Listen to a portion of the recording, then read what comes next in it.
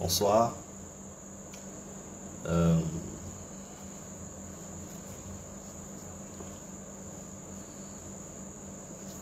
Nous sommes en direct dans notre programme tant annoncé, avec des thématiques assez particulières sur la déconstruction, n'est-ce pas, des églises apostates et hérétiques, n'est-ce pas, et la dénonciation, n'est-ce pas, ou encore la mise en évidence de leurs pratiques hérétiques, leur doctrine hérétique. Donc, c'est ce qui nous rassemble aujourd'hui. Nous allons prendre le temps d'aller, n'est-ce pas, en profondeur pour essayer d'expliquer à nos téléspectateurs ce qu'il y a lieu de comprendre sur ces différentes églises apostates. Donc nous vous prions de mettre les cœurs pour que nous ne soyons pas dérangés tout au long de notre présentation. Donc que ce soit sur Facebook ou sur TikTok, nous vous souhaitons bienvenue à tous ceux qui nous suivent. Nous sommes l'Église de Christ qui a la fondation, dont la fondation repose sur celle des apôtres de Jésus-Christ, conformément à Éphésiens chapitre 2, verset 20, où l'apôtre Paul explique que l'Église a été établie sur le fondement des apôtres et des prophètes. Jésus-Christ lui-même est la pierre angulaire.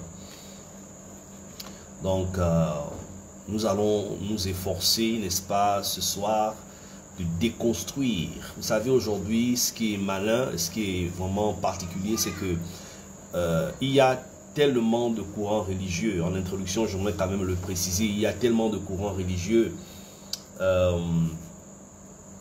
dans le monde. Et la multitude de ces courants religieux, aujourd'hui, les gens sont confus parce que les gens se posent des questions. Pourquoi il y a tant d'églises avec des doctrines différentes? On parle de l'église catholique. L'église catholique, on a fait déjà un séminaire là-dessus. On a expliqué comment l'église catholique s'est scindée lorsque Martin Luther a fait ses 75 thèses contre l'église catholique. Et ensuite, il y a eu la division de l'église catholique et ça a donné naissance au protestantisme avec Martin Luther et plusieurs autres soi-disant, j'ai envie de dire, réformateurs tels que les Zwingli, les Calvins qui sont venus par la suite.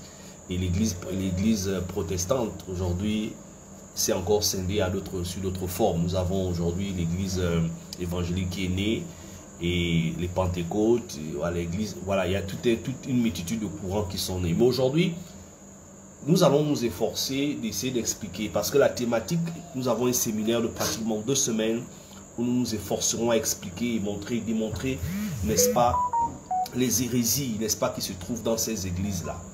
D'accord? C'est pourquoi la thématique, c'est la déconstruction, n'est-ce pas, des églises apostates, d'accord, et hérétiques, et la mise en évidence, n'est-ce pas, la dénonciation de leurs doctrines, qui sont des doctrines hérétiques.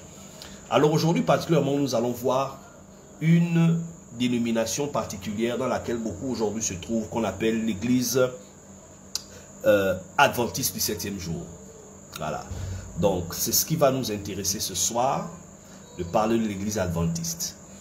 Donc, je vous prie, n'est-ce pas, d'avoir vos Bibles et de suivre attentivement. Certainement, à la fin, vous aurez la possibilité de poser des questions. Si, naturellement, vous avez des questions, n'est-ce pas, là-dessus, vous pourrez naturellement poser des questions. Nous aurons l'occasion également de vous répondre. Alors, je vous prie déjà, d'ores et déjà, de vous connecter. Mettez les cœurs pour que nous puissions pas être dérangés, nous ne puissions pas être interrompus. Mettez les cœurs pour que nous ne puissions pas être interrompus. Voilà, donc, ceux qui se connectent sur Facebook, nous vous souhaitons encore la bienvenue. Ceux qui sont sur TikTok, soyez également et bienvenue. Partagez le live. Église de Christ, selon les apôtres. Partagez le live. Partagez le live. Sur TikTok, vous avez l'adresse, n'est-ce pas? Nous allons commencer à entrer dans le vif du sujet d'ici 5 minutes. Donc, 5 minutes, j'engage. Alors, comme je vous disais déjà au départ, il y a une multitude d'églises aujourd'hui. Il y a tellement de confusion. On ne sait plus sur quel saint, à quel saint se vouer. Mais une chose est très importante, d'accord, de comprendre. C'est que aujourd'hui, il y a une multitude de mouvements religieux appelés l'église. Et vous allez constater que ces églises ont des doctrines différentes. Vous allez à l'église catholique, ils ont leur doctrine. Vous allez chez les pentecôtistes, ils ont leur doctrine. Les témoins de Jéhovah ont leur doctrine. Les brahmanistes ont leur doctrine. Les adventistes ont leur doctrine.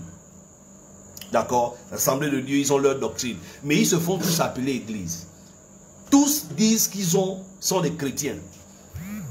Tous disent qu'ils adorent Dieu. Tous disent que Jésus-Christ est leur Seigneur. Mais ils ont des doctrines différentes. C'est pourquoi on parle d'églises apostates. C'est des églises apostates. Pourquoi? Parce que ces églises, d'abord, leur doctrine, leur enseignement, ils ont des doctrines et des enseignements différents. Mais aujourd'hui, comme le programme de 2 semaines, c'est un programme de 2 semaines, un programme spécial de 2 semaines, nous allons déconstruire. Nous allons, à travers ce programme, nous allons voir beaucoup de choses. Déjà, nous allons parler, aujourd'hui, nous allons voir spécifiquement l'église adventiste, les hérésies des églises adventistes. Il y a beaucoup de personnes qui sont dans les églises adventistes, qu'on appelle l'église adventiste du 7e jour. Vous ne connaissez pas d'où cette église sort. Vous ne savez pas comment elle a commencé. Vous ne connaissez pas leur fondateur. Vous ne connaissez pas leur doctrine. Ceux qui sont à l'intérieur ont des doctrines qu'ils pratiquent. Est-ce que ces doctrines sont les doctrines de Christ? Est-ce que c'est conforme à la vérité? Est-ce que l'église adventiste du 7e jour, n'est-ce pas, est une église reconnue par Jésus-Christ, reconnue par Dieu? Et nous allons voir ça à travers les doctrines qu'ils pratiquent, à travers les enseignements qu'ils donnent. De sorte que vous qui priez dans ces églises-là, vous qui êtes dans l'église adventiste, et tous ceux qui connaissent cette église, même étant à l'extérieur, vous allez voir la différence. Pendant 2 semaines, nous allons prendre courant religieux par courant religieux. Nous allons voir, n'est-ce pas, également les églises des réveils. Nous allons voir ça demain. Les hérésies, les doctrines hérétiques qui se trouvent dans les églises appelées églises des réveils. Je ne sais même pas pourquoi on appelle ça église des réveils. Parce que si on appelle une église de Christ, église des réveils, ça veut dire que ces églises sont des endormis. Comment une église de Christ va dormir, on va chercher à la réveiller. L'église de Jésus-Christ n'a jamais eu besoin d'être endormie. S'ils sont endormis, et on les appelle l'église des réveils, ça veut dire que ce n'est pas l'église. Parce que Jésus-Christ lui-même a dit, quand vous lisez Matthieu chapitre 16, à partir du verset 13 jusqu'à 16, particulièrement verset 16, Jésus dit clairement, lorsque Pierre a eu la révélation de Dieu, qui disait, selon laquelle Jésus-Christ est le Fils du Dieu, le Christ, le Fils du Dieu vivant. Jésus de lui dit, tu es Pierre, sur cette pierre je vais bâtir mon église, les portes de séjour des morts ne prévaudront pas contre elle. Et plus il fait comprendre que tu es Pierre, ce n'est pas la chair, le sang qui t'ont révélé ces choses, c'est mon Père qui est dans le ciel. Sur cette pierre, je vais bâtir mon église, les portes du séjour des morts ne prévaudront point contre elle. Ça veut dire que l'église n'a jamais eu besoin de réveil, comme on voit aujourd'hui les églises qui disent non, oh, le réveil ça a eu en 1905, en 1980, il y a eu le réveil au Gabon, il y a eu le réveil aux États-Unis. Ce ne sont pas des réveils. Si vous dites que l'église a eu besoin d'un réveil, ça veut dire que ce n'est pas l'église. Parce que Jésus a maintenu son église par la puissance de sa résurrection, qui a été maintenue depuis le 1er siècle. Jusqu'en ce jour, cette église existe. Mais l'église catholique romaine, après, n'est-ce pas, lorsque le Christ est venu, a étendu son message, l'église romaine dominait l'Israël. Israël était sous la domination, n'est-ce pas, d'Israël, pardon, de Rome. Et Rome, après avoir persécuté les chrétiens et les juifs à cause de la nouvelle doctrine qui s'opposait à César, parce qu'en Rome, il n'y avait pas un autre homme qu'on appelait Seigneur, à part César. Donc c'était un conflit lorsque le christianisme est venu. Et c'est Rome qui a commencé à tuer les chrétiens, à verser le sang des chrétiens, jusqu'à ce que Constantin institutionnalise, n'est-ce pas, le mouvement chrétien pour que la cité, pour que Rome soit en paix. Il a reconnu le christianisme comme étant une religion à part entière, comme toutes les autres religions, n'est-ce pas, animistes qui existaient. C'est de là que va naître l'église catholique, et de là il va avoir des divisions par la suite. avec, comme je vous l'ai expliqué, avec Martin Luther, qui va écrire 75 thèses contre l'Église catholique pour dénoncer certaines doctrines. Et c'est là que va partir ce qu'on appelle les divisions, les multiples divisions vont naître jusqu'à ce qu'on ait tous ces courants religieux-là. Mais ce n'est pas ça l'objet de notre enseignement ce soir. Donc nous allons venir dans le vif du sujet. Nous allons avoir le temps de le voir. Donc aujourd'hui particulièrement, l'enseignement d'aujourd'hui, c'est de montrer l'hérésie de ce qu'on appelle l'église adventiste, qu'on appelle l'église du 7e jour. L'église adventiste du 7e jour, une église tellement bien organisée, avec des doctrines particulières. Mais d'où vient cette église? Vous savez, ce n'est pas parce qu'un endroit, une assemblée porte le nom d'église que vous allez penser que c'est l'église de Dieu. Jésus nous avait déjà prévenu. Il dit, il y aura des faux prophètes qui viendront en mon nom. Certains feront même des miracles. Alors, concernant le mouvement qu'on appelle l'église adventiste, je vais entrer directement dans l'explication. Ceux qui sont à l'église adventiste, 7e jour, j'aimerais que vous puissiez ouvrir vos oreilles. Ceux qui n'y sont pas, ou qui ont l'intention de rentrer, ou qui cherchent la vérité, prenez le temps d'écouter. Déjà, on ne peut pas parler, pour bien comprendre l'église adventiste, avec ses hérésies, ses doctrines apostates. C'est une église qui a une origine. Il faut connaître d'abord son origine. Donc, nous allons commencer par ce qu'on appelle le contexte historique. Le contexte historique va nous montrer l'origine, comment cette église est née. Parce que il n'est pas très évident de commencer à parler de cette doctrine sans comprendre comment ils sont arrivés à cette doctrine-là. Déjà, il y avait un homme qu'on appelait William Miller, qui est né en 1782. Il est mort dans les années 1849. Donc, William Miller, c'était un officier. Je vous explique. Là, je suis en train de faire l'exégèse, sinon l'historique même de la naissance même, du début de l'église, ce qu'on appelle l'église adventiste. C'était un officier de l'armée qui était un baptiste. Donc, qu'est-ce que Miller fait? À cette époque, il a commencé à étudier Daniel chapitre 8. Il faut me suivre, j'ai commencé le live. Je suis en train d'expliquer comment l'église adventiste est née. Toutes les églises qui ont des dates de naissance, d'abord il faut m'écouter, toutes les églises qui ont des dates de naissance, il faut savoir que c'est des fausses églises. Vous allez entendre que, voyez, vous avez remarqué qu'une église où on fait l'anniversaire, oh non, le fondateur s'appelait tel, on a commencé l'église en 1800, 1900, 2000. Il faut savoir que ce n'est pas l'église de Dieu. Pourquoi? Parce que l'église de Jésus-Christ, elle a été bâtie depuis le 1er siècle. Quand Jésus est mort, il est ressuscité. C'est là où il a bâti son église. Et cette église n'a jamais porté un nom. Elle n'a jamais eu un leader humain. Elle n'a jamais eu un fondateur humain. Parce que le fondateur de l'église dans laquelle les apôtres se trouvaient, l'église qui a été bâtie par Jésus-Christ, dont la fondation est une fondation apostolique, c'est Jésus qui est son fondateur. Elle n'a jamais eu un homme. Vous n'allez jamais voir une date ou un anniversaire de l'église de Christ. Donc, le contexte historique. Donc, William Muller, comme j'ai expliqué, il va prendre Daniel chapitre 8. Il va commencer à étudier. C'était un prédicateur, comme je vous ai expliqué, un officier de l'armée. Il était dans l'église baptiste.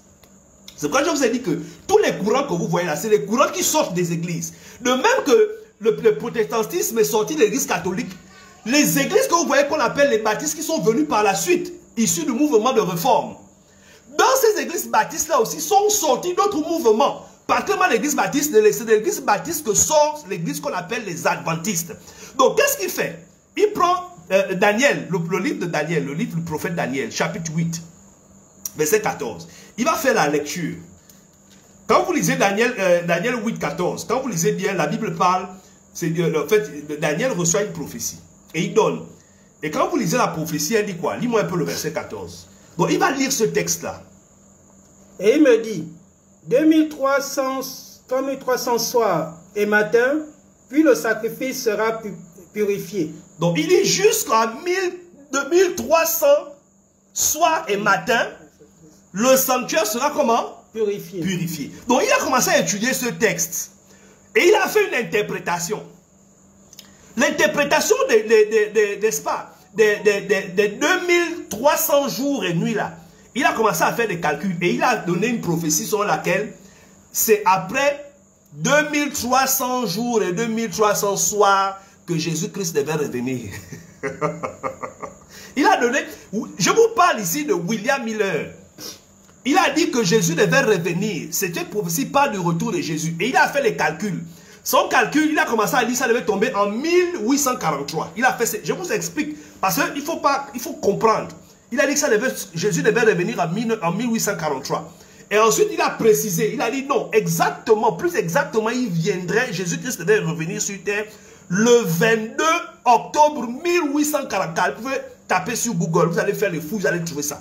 William Miller, sur la base de la prophétie de Daniel chapitre 8, verset 14, qui dit que, n'est-ce pas, après 2300 jours et nuits, n'est-ce pas, le sanctuaire sera comment? Sera purifié. Il a commencé à interpréter ce texte prophétisé que oui, c'est après ces 2300 jours-là que Jésus va revenir sur terre. En faisant les calculs, au moment, à la période, donc avant qu'il ne meure, il a fait les calculs et ça tombait à 1844. Donc le 22 octobre 1844. Et il a annoncé au monde entier, il a prêché à ses fidèles que Jésus-Christ va revenir sur terre en 1844. C'est de là que, avant ce n'était pas encore les adventistes. Maintenant, qu'est-ce qui va se passer? Lorsque 1844, allez-y faire des recherches, vous allez voir que ce que je dis est exact. Lorsque 1844 va arriver, les fidèles vont se rendre compte que, mais tiens, Jésus-Christ n'est pas revenu. Qu'est-ce qui se passe? Donc, qu'est-ce qu'ils vont faire? Je vous explique comment les adventistes sont venus. Qu'est-ce qu'ils vont faire? Maintenant, ils vont réaliser que Jésus n'est pas venu. Donc, il va avoir ce qu'on appelle la grande déception. Donc, dans ce mouvement-là, ils vont nommer ça comme la grande déception. Il y a une déception parce que la prophétie ne s'est pas accomplie. Maintenant, il y a un groupe de 4 personnes. Après le décès de Müller, de William Müller, quand il est décédé, donc il y a un groupe de 4 personnes, ses adeptes, ses proches collaborateurs. Ils étaient au nombre de 4. Donc, pour maintenir le groupe, ils ont maintenant fait quoi? Ils ont voulu donner maintenant un autre sens à la prophétie de William Müller. Vous me suivez? Et parmi ces gens, ça, ils étaient au nombre de 3. Il y avait ce qu'on appelle Ellen White, Ellen G. White, qui était la grande prophétesse même de l'église adventiste. Le deuxième, c'est James White, le mari d'Ellen White. Et le troisième, qui est même celui qui a institué la doctrine sur le sabbat, qu'on appelait, n'est-ce pas, Joseph Bates.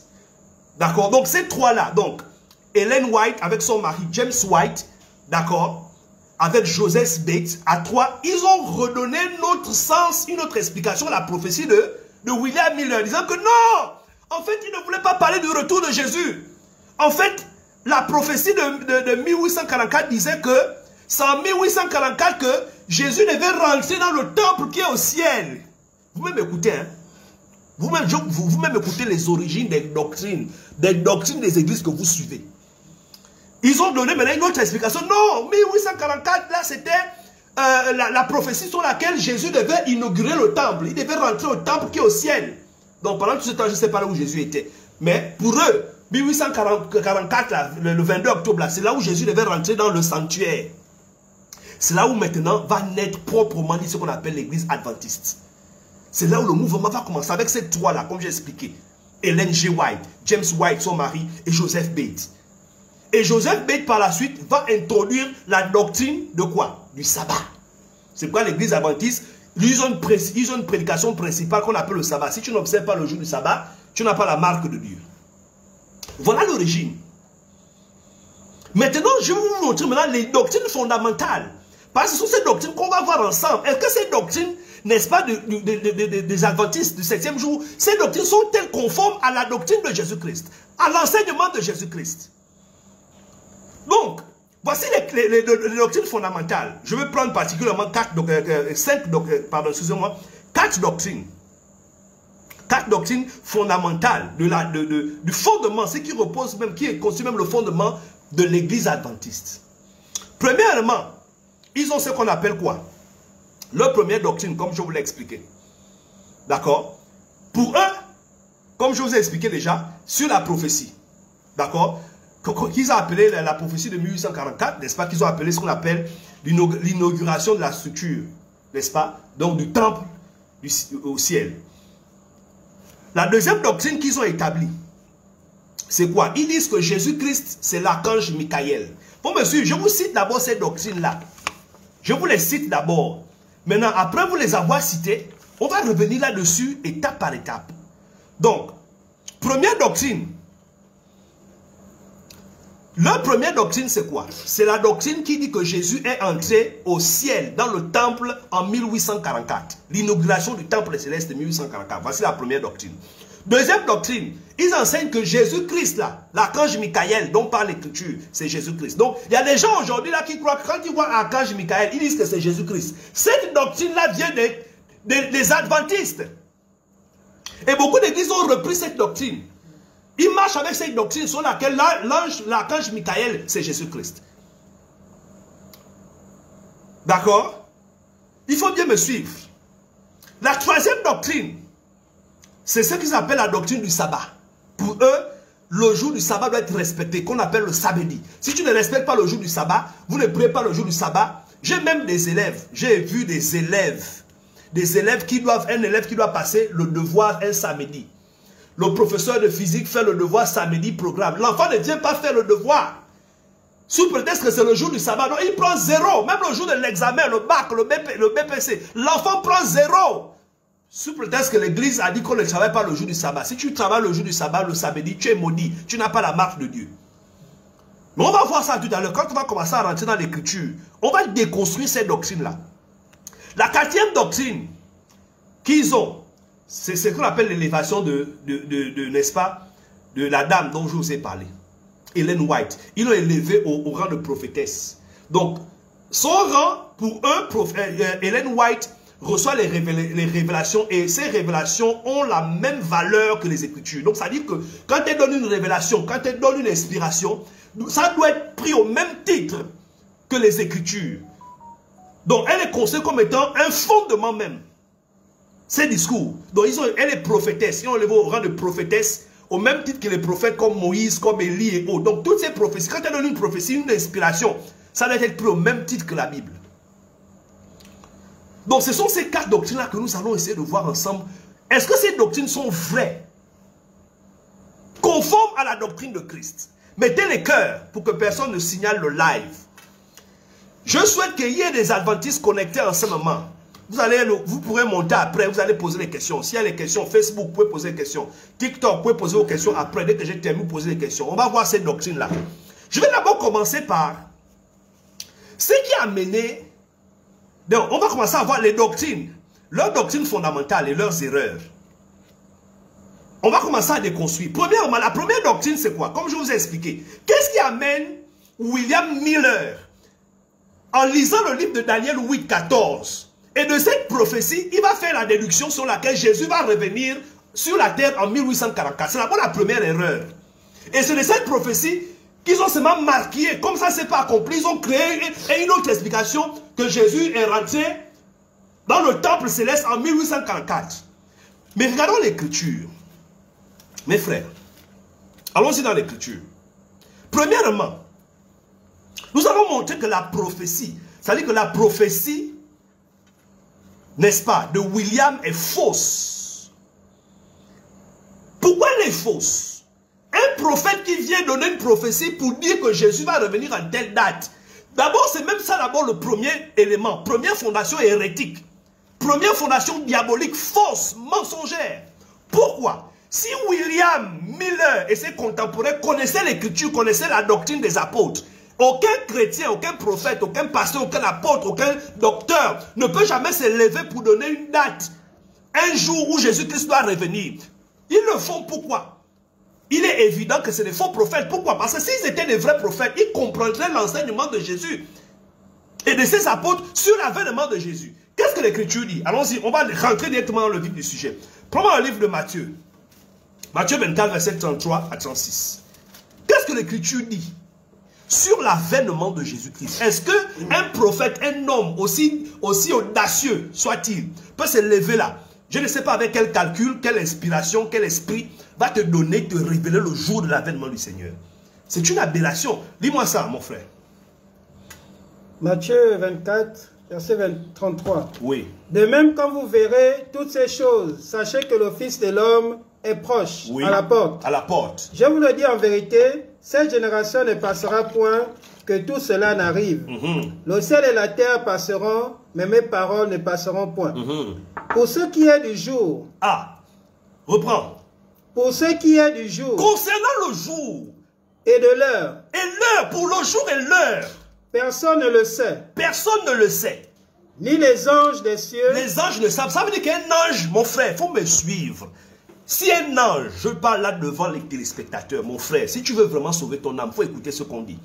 Il dit, si un ange vient maintenant dans ta chambre, comme les gens comme les Mouleurs, les Branham, les Kakou Philippe, les Swanglais, ces gens-là, ils reçoivent des visions où les anges, les esprits viennent leur parler, ils disent que c'est des anges. Si un ange vient du ciel pour te dire que mon serviteur, mon frère, Jésus va revenir en 2026, 2030, l'ange là, c'est un démon.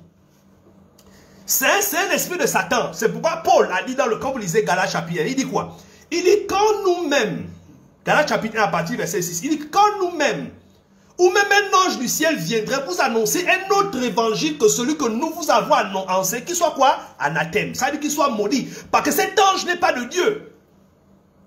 C'est pourquoi d'abord Paul, dans 2 Corinthiens chapitre 11, quand vous lisez à partir du verset 13, il dit quoi? Ces hommes sont des faux apôtres. Il n'est pas étonnant. Il n'est pas étonnant. Pourquoi? Parce que Satan lui-même se transforme en ange de lumière. Il n'est pas étonnant que ces apôtres se transforment en apôtres de Christ. Donc, c'est un ange de Satan qui peut apparaître à quelqu'un pour dire que je te donne la date du retour de Jésus. C'est ce que Jésus est en train de révéler là. Il dit pour l'heure, ni les anges. Ensuite, ni le Fils. Même le Fils lui-même. Oh my God. Jésus-Christ lui-même. Ceux qui enseignent que Jésus-Christ est Dieu, ils sont égaux là. S'ils étaient égaux ou si Jésus était Dieu, comment Jésus ne connaît pas le jour de son avènement? Seul Dieu seul. Il dit quoi? Seul? Mais le Père seul. Le Père seul. Jésus même ne peut pas te venir en vision. Même s'il t'apparaît maintenant là. Mon fils, mon serviteur, je suis le Seigneur Jésus-Christ. Je viens de la présence de mon Père pour te dire, tu es mon bien-aimé, je vais te révéler le jour de mon retour. Tu gardes ça pour toi, tu as compris? Je vais revenir en 2050. Ce n'est pas Jésus, c'est un démon. Jésus lui-même ne connaît pas le jour où il va venir. C'est pourquoi Paul a bien expliqué ça. Quand vous prenez le livre de 1 Timothée 6, quand il explique que Dieu va manifester. N'est-ce pas? Lorsque il va manifester quoi? Lis-moi ça.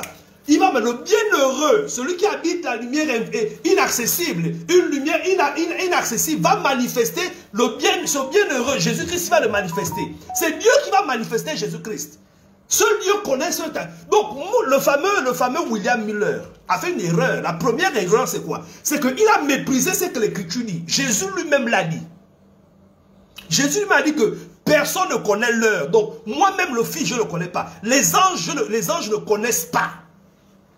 Donc, vous voyez, quelqu'un va lire un texte de Daniel, il va commencer à fomenter des prédications, des révélations. C'est une grave erreur. C'est la première erreur qui montre que cette église est fausse. Pourquoi? Parce qu'elle veut faire des prédictions qui ne sont pas possibles. Ça veut dire que l'esprit qui les guide, ce n'est pas l'esprit de Jésus-Christ. Ce n'est pas l'esprit de Jésus-Christ. Ce n'est pas l'esprit de Jésus-Christ. Est-ce que vous voyez un peu? Donc, ça c'est la première chose. Maintenant, quand on va plus loin, vous allez remarquer que quand ils ont réalisé que Müller, sa prédiction n'était pas vraie, n'a pas pu, 1844 est passé, le monde continue de vivre. Donc, pour garder les fidèles à leur botte, ils ont changé, ils ont dit non, en fait, ça veut simplement dire que Jésus est rentré dans le temple céleste en 1844. Mais moi, la question que j'ai envie de vous poser, vous comment on vous appelle là, les adventistes du 7e jour, Jésus était où pendant tout ça? Parce que Jésus a quitté la terre depuis, hein. La Bible explique, quand vous lisez le livre de Jean, il écrit clairement qu'il est monté au ciel. Il est monté au ciel. Et on l'a vu monter au ciel. Les apôtres l'ont vu monter au ciel. Il y a même un ange qui est venu, il a dit que non. Pourquoi vous le regardez comme ça? Ce Jésus que vous voyez partir, je reviendrai de la même manière. Il est monté au ciel. Maintenant, si vous dites, si les adventistes disent que c'est en 1844 que Jésus est rentré au ciel, entre le premier siècle, donc en l'an, peut-être disons 33 ou 34, disons 33, on va dire 33, un peu plus à la mort de Jésus, jusqu'à 1844, il était où? Mais est-ce que c'est conforme à l'écriture? C'est ça. Donc, on va voir ça maintenant tout à l'heure. Mais en ce qui concerne le retour de Jésus, l'écriture est claire. Jésus l'a clairement dit. Personne ne connaît l'heure, ni le jour, ni les anges, ni le Fils, Dieu seul. Et Paul va reprendre ça dans 1 Thessaloniciens chapitre 5. 1 à 3. Il va reprendre. Ça veut dire que c'est que Jésus a dit. Paul, qui lui est apôtre de Jésus-Christ, un fidèle apôtre, fidèle serviteur de Jésus-Christ, ministre de Christ, pas ministre de Satan. Pour montrer que c'est un vrai ministre, ce que Paul va dire ne s'oppose pas avec ce que Jésus a dit. C'est conforme. C'est-à-dire que ça correspond à ce que le maître avait dit. Lis-moi le verset 1 à 3. Pour ce qui est des temps Oui. et des moments, Oui. vous n'avez pas besoin, frères, qu'on vous écrive. À partir de ce verset 1, non? Oui, allons-y. Car vous savez bien vous-même Oui. que le jour du Seigneur viendra comme un voleur dans la nuit. Dans la nuit. Quand les hommes diront paix et sûreté, alors une ruine soudaine les surprendra. Une ruine soudaine va les surprendre. Comme les douleurs de l'enfantement surprennent la femme enceinte. Amen. Ils n'échapperont point. Il dit que concernant l'heure, le jour, vous n'avez pas besoin qu'on vous enseigne. Vous savez que Jésus viendra de façon surprenante. Comme les douleurs de l'enfantement qui surprennent la femme enceinte. Personne ne connaît le jour. Donc même Paul va confirmer que personne ne connaît le jour. Maintenant, leur deuxième révélation, deuxième interprétation. La prédiction selon laquelle Jésus est rentré dans le temple céleste en 1844. Je prie Dieu que les adventistes soient connectés. Vous les brebis, vous les frères, hommes, femmes, vous êtes certainement dans ces églises-là. Je vous invite ce soir à prendre vos Bibles. Laissez d'abord les livres que William Miller a écrit, les livres d'Hélène, parce qu'elle a écrit beaucoup de livres, ces prophéties hautes. Hélène White, comment c'est, son mari John White, avec celui qui a introduit la doctrine du sabbat, Joseph Bates. Laissez d'abord leurs écrits. Venons d'abord dans ce qui est écrit. Vous allez vous-même analyser les écrits, leurs écrits avec les écrits de l'écriture, avec ce que les apôtres ont enseigné. Qu'est-ce que la Bible enseigne sur le temple qui est au ciel? Est-ce que c'est en 1844 que Jésus est rentré dans le ciel, qui a inauguré le temple? Qu'est-ce que l'écriture dit? Avant de lire les prophéties sataniques d'Hélène White, que vous avez élevées au rang de prophétesse, lisons l'écriture. D'abord, quand on parle des prophéties, avant de rentrer dans ça, je vais nous expliquer quelque chose. Avant de rentrer dans les prophéties, il y a des choses que les gens doivent comprendre. Quand on parle de prophétie biblique, lis-moi, qu'est-ce que Pierre dit? 2 Pierre 1, 20 à 21. C'est là où les gens font des erreurs. Ça dit que quand quelqu'un veut prendre la Bible, il prend Ésaïe, il prend Daniel, il commence à lire.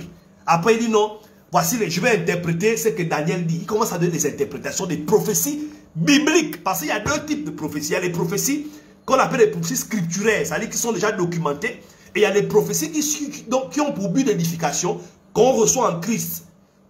N'est-ce pas? Par les inspirations, par des révélations, par des visions et par des songes. Donc quand on parle de la prophétie de l'écriture, il faut faire très attention. Lis-moi ça. Sachant tout d'abord, vous-même, qu'aucune prophétie de l'écriture ne peut être un objet d'interprétation particulière. Il dit, reprends ça. Sachant bien vous-même qu'aucune prophétie de l'écriture ne peut être objet d'interprétation particulière. Ça veut dire que tu ne peux pas prendre une prophétie de l'écriture, Ésaïe ou Ézéchiel ou Daniel, et faire quoi? Une interprétation particulière. C'est-à-dire que tu commences à donner tes interprétations personnelles. N'est-ce pas? Tes visions, tes compréhensions. Non. Pourquoi? Car ce n'est pas par une volonté d'homme qu'une prophétie a jamais été apportée. Oui. Mais c'est poussé par le Saint-Esprit que les hommes ont parlé de la part de Dieu. Amen. Donc des gens ne prennent pas la prophétie biblique pour en faire une interprétation particulière. Pourquoi? Parce que les prophéties des Écritures particulièrement ont un sceau. Quel est le sceau de ces prophéties-là? Lis-moi Luc 24, verset 44. Les prophéties de l'écriture, Jésus a été clair là-dessus. Les gens veulent aller lire Daniel, Isaïe veut commencer à donner des révélations. Non, voilà ce que Daniel a dit, voilà, ça s'est passé en 2012, ça s'est passé quand Israël, beaucoup de gens racontent des bêtises. Oh non, Israël va construire un nouveau temple, la prophétie là va s'accomplir. Quelle prophétie va s'accomplir? Les prophéties de l'écriture ont déjà été accomplies. Les prophéties des prophètes, la loi et les psaumes, leur existence même, les raisons pour lesquelles ils ont écrit, les prophéties qu'ils ont documentées, Jésus est venu les accomplir. Donc je ne sais pas quelle théologie aujourd'hui les gens font. Quand ils font leur lecture, les théologiens, les eschatologues, ils veulent donner des fausses prophéties concernant le Messie. Alors que le Messie est venu accomplir ce que l'Écriture avait déjà dit sur lui. Lis-moi ça, verset 44. Puis il leur dit, c'est là ce que je vous disais lorsque j'étais encore avec vous. Quand j'étais encore avec vous, voici ce que je disais, qu'il fallait que s'accomplisse tout ce qui est écrit de moi. Dans la loi de Moïse, dans les prophètes et dans les psaumes. Il fallait que quoi? S'accomplisse quoi? Ce qui est écrit de moi. Il fallait que quoi? S'accomplisse ce qui est écrit de moi. Oui. Dans la loi de Moïse, dans les prophètes et dans les psaumes. Voilà. Donc la loi et les prophètes ont écrit sur le Christ. Et quand il est venu les accomplir. C'est pourquoi la loi aujourd'hui et le ministère prophétique ont pris fin. Parce que Christ est venu l'accomplir. C'est ce qu'il a dit. Je ne suis pas venu abolir la loi et les prophètes, mais les accomplir. Accomplir veut dire quoi? C'est achever. C'est pourquoi quand vous prenez le livre de Jean chapitre 19 à partir du verset 27 à 30, quand Jésus se retrouve sur la croix, la Bible déclare que Jésus, savant que toute chose était accomplie, n'est-ce pas, afin que l'écriture fût accomplie, dit, j'ai soif. On lui apporta quoi? Du vinaigre sur l'hysope. Et quand il a goûté l'écriture, il dit quoi? Tout est comment? Accompli. Et il rendit l'esprit. Et le voile du temple se déchira de l'autre. Donc c'est clair, il venait de mettre, pourquoi? Parce que même l'acte de prendre, même l'hysope qu'il a goûté, c'était prophétisé par les psaumes. Vous voyez? Donc c'est ça qui met les gens dans l'erreur. Ils veulent aller lire le livre de Daniel, commencer à donner des explications, ne comprenant pas que le Messie est venu accomplir ce qu'on avait dit de lui. C'est pourquoi quand vous lisez Apocalypse 19, verset 10, l'écriture dit quoi? Quand Jean se retrouve devant l'ange et veut l'adorer, il dit non, garde-toi de le faire. Je suis ton compagnon de service. Par contre, adore Dieu. Oui. Et je tombais à ses pieds pour l'adorer. Oui. Mais il me dit, garde-toi de le faire. Je suis ton compagnon de service et celui de tes frères qui ont le témoignage de Jésus. Oui. Adore Dieu. Adore Dieu. Car le témoignage de Jésus... Le témoignage de Jésus, c'est quoi? C'est l'esprit de la prophétie. L'esprit de... La prophétie. Ça veut dire qu'en fait, les prophéties, le cœur même de la prophétie, c'est le Christ. C'est pourquoi toutes les prophéties, c'est pourquoi on parle aujourd'hui, même quand vous prenez la Bible, quand on prend le canon biblique. Hein?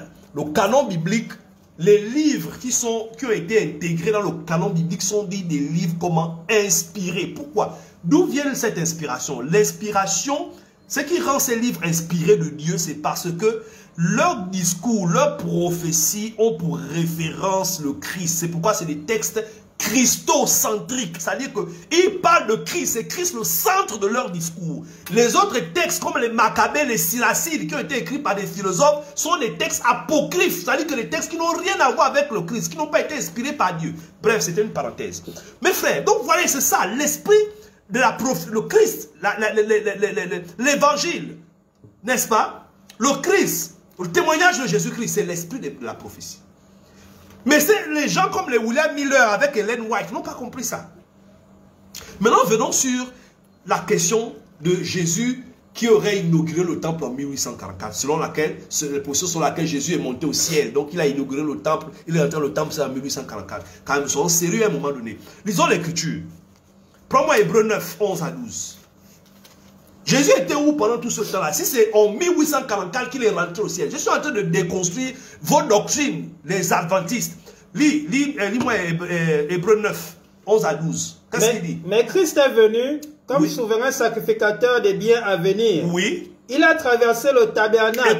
Écoutez, il a fait quoi? Il a traversé le tabernacle. Jésus a traversé le tabernacle. Plus grand et plus parfait. Plus grand et plus parfait. Qui n'est pas construit de main d'homme. C'est-à-dire qui n'est pas de cette création. Oui. Il est entré une fois pour toutes. Oh, il a fait quoi? Il est entré une fois pour toutes dans le lieu très saint. Oui.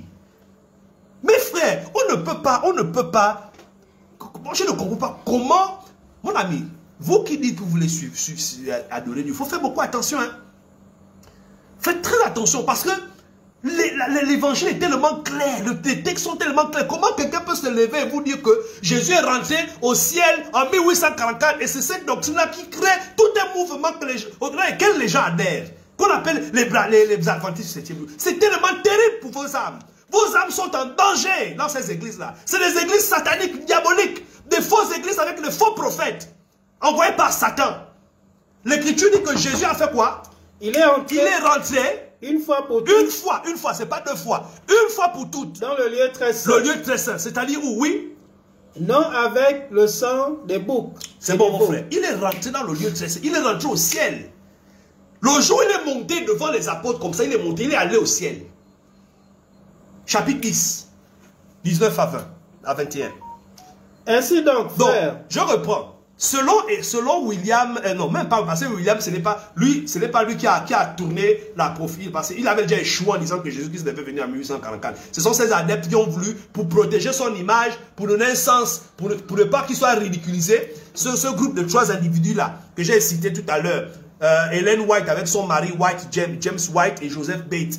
Donc ces 3-là ont voulu sauver son image en disant que non, 1844, c'est là où Jésus est rentré au ciel, inauguré le temple céleste. Mais regardez, regardez comment on va voir ce que l'Écriture dit. Les apôtres à travers le livre d'Hébreux. Lis-moi ça, mon frère. Ainsi donc, oui, frère, oui, puisque nous avons au moyen du sang de Jésus-Christ, oui, une libre entrée dans le sanctuaire. Nous avons au moyen de quoi? Du sang de Jésus-Christ. Qu'est-ce qu'on a? Une libre entrée. Libre entrée où? Dans le sanctuaire. Sanctuaire. Quel sanctuaire? Oui. Par la route nouvelle. Par la route. Il y a une route nouvelle. Et vivante. Et vivante. Qu'il a inauguré pour nous. My God. Qu'il a fait quoi? Inauguré pour nous. Jésus a inauguré pour nous. Oui. Au travers du voile. À travers le voile, c'est-à-dire sa chair. Donc Jésus avait déjà inauguré le temple, le ciel. Ce n'est pas en 1844 que Jésus a sanctifié le temple. Qu'il est rentré dans le temple pour se présenter à son Père. Il est rentré le plus jour, il est monté devant les apôtres. L'Écriture dit que il a inauguré la nouvelle route, c'est-à-dire le ciel. Il a inauguré la route, c'est-à-dire qu'il mène au ciel. Il est rentré dans le tabernacle céleste. À travers le voile, la même manière que dans le temple de Jérusalem, le temple terrestre, il y avait un voile qui séparait le lieu saint avec le lieu très saint. Le lieu très saint là, représentait, c'était simplement l'image du lieu très saint. Et le lieu très saint, c'est dans le ciel. Et ce voile-là qui séparait là, cette nappe, ce voile qui séparait ce lieu, c'est l'image, la chair de Christ. C'est pourquoi Jésus-Christ a été comment? Crucifié. C'est pourquoi il est mort. De sorte que par sa mort, on puisse avoir accès au ciel à travers son corps. C'est pourquoi tous ceux qui doivent rentrer au ciel doivent passer par le corps de Christ à travers le baptême. Donc en mourant avec Jésus-Christ, ils traversent la chair. Ils entrent dans la chair de Christ. Ils sont dans cette chair et ils traversent. Ils ont accès au lieu très saint qu'on appelle le ciel. C'est cette chair-là, c'était cette image-là qu'on appelle le voile. Donc déjà l'Écriture est en train de déconstruire, montrer que c'est une fausseté. Ce que Ellen White et ses collègues ont enseigné. Prends-moi le Hébreux 9 toujours, verset 24. On va prendre les textes. C'est faux, et c'est faux, et c'est faux. Jésus est monté au ciel, il a inauguré le tabernacle, le sanctuaire céleste. Depuis le jour où il est monté, depuis le 1er siècle. Les textes sont clairs. C'est pourquoi je veux qu'un adventiste vienne me dire Jésus était où? Depuis le jour où il est monté. Quand on prend Actes des apôtres, on voit dans l'Écriture, Jésus est monté au ciel. On a tous vu dans l'Écriture. Depuis ce temps-là, jusqu'en 1844, il était où? Oui. Car le Christ n'est pas rentré dans un sanctuaire fait de main d'homme. Oui. En imitation du véritable. En imitation du véritable. Mais il est rentré dans le ciel même. Il est rentré dans le ciel même. Afin de comparaître maintenant pour devant nous, qui? Devant la face de Dieu. My God. Il allait se présenter devant qui? La face de Dieu. C'est dans le temple. Parce que, vous savez, le sang des animaux qu'on prenait, que le souverain sacrificateur entrant une seule fois dans le temple, le Dieu très saint, il prenait ce sang-là, il l'aspergeait, n'est-ce pas? Il rentrait à l'intérieur. De la même manière, Jésus est rentré dans le tabernacle céleste. Il allait présenter son propre sang. Il a purifié les cieux, purifié tout ce qui s'y trouve. Et il est rentré dans le sanctuaire. Et Dieu a accepté son sacrifice. Et c'est pourquoi nous avons obtenu par sa mort et sa résurrection ce qu'on appelle la justification. Donc, ce que l'Écriture dit, les apôtres enseignent, s'oppose totalement à ce que Ellen White, donc les adventistes du 7e jour enseignent. C'est pourquoi je dis que c'est des doctrines hérétiques, diaboliques, fausses. Vous devez sortir de ces endroits-là. Vous êtes en danger. Ce n'est pas le Jésus que les apôtres ont servi, que vous servez là-bas. Parce que si bon Jésus est monté au ciel en 1844, je ne sais pas ce qu'il faisait entre le 1er siècle et 1844. Il était où? Ça veut dire que ce n'est pas le Jésus qui donne la vie éternelle que vous servez. Il faut sortir de ces milieux-là. Mettez les cœurs pour qu'on ne nous signale pas. Donc, c'est pourquoi, mes frères, c'est très important. L'Écriture est claire. L'Écriture a déjà bien déconstruit ces doctrines-là. D'accord?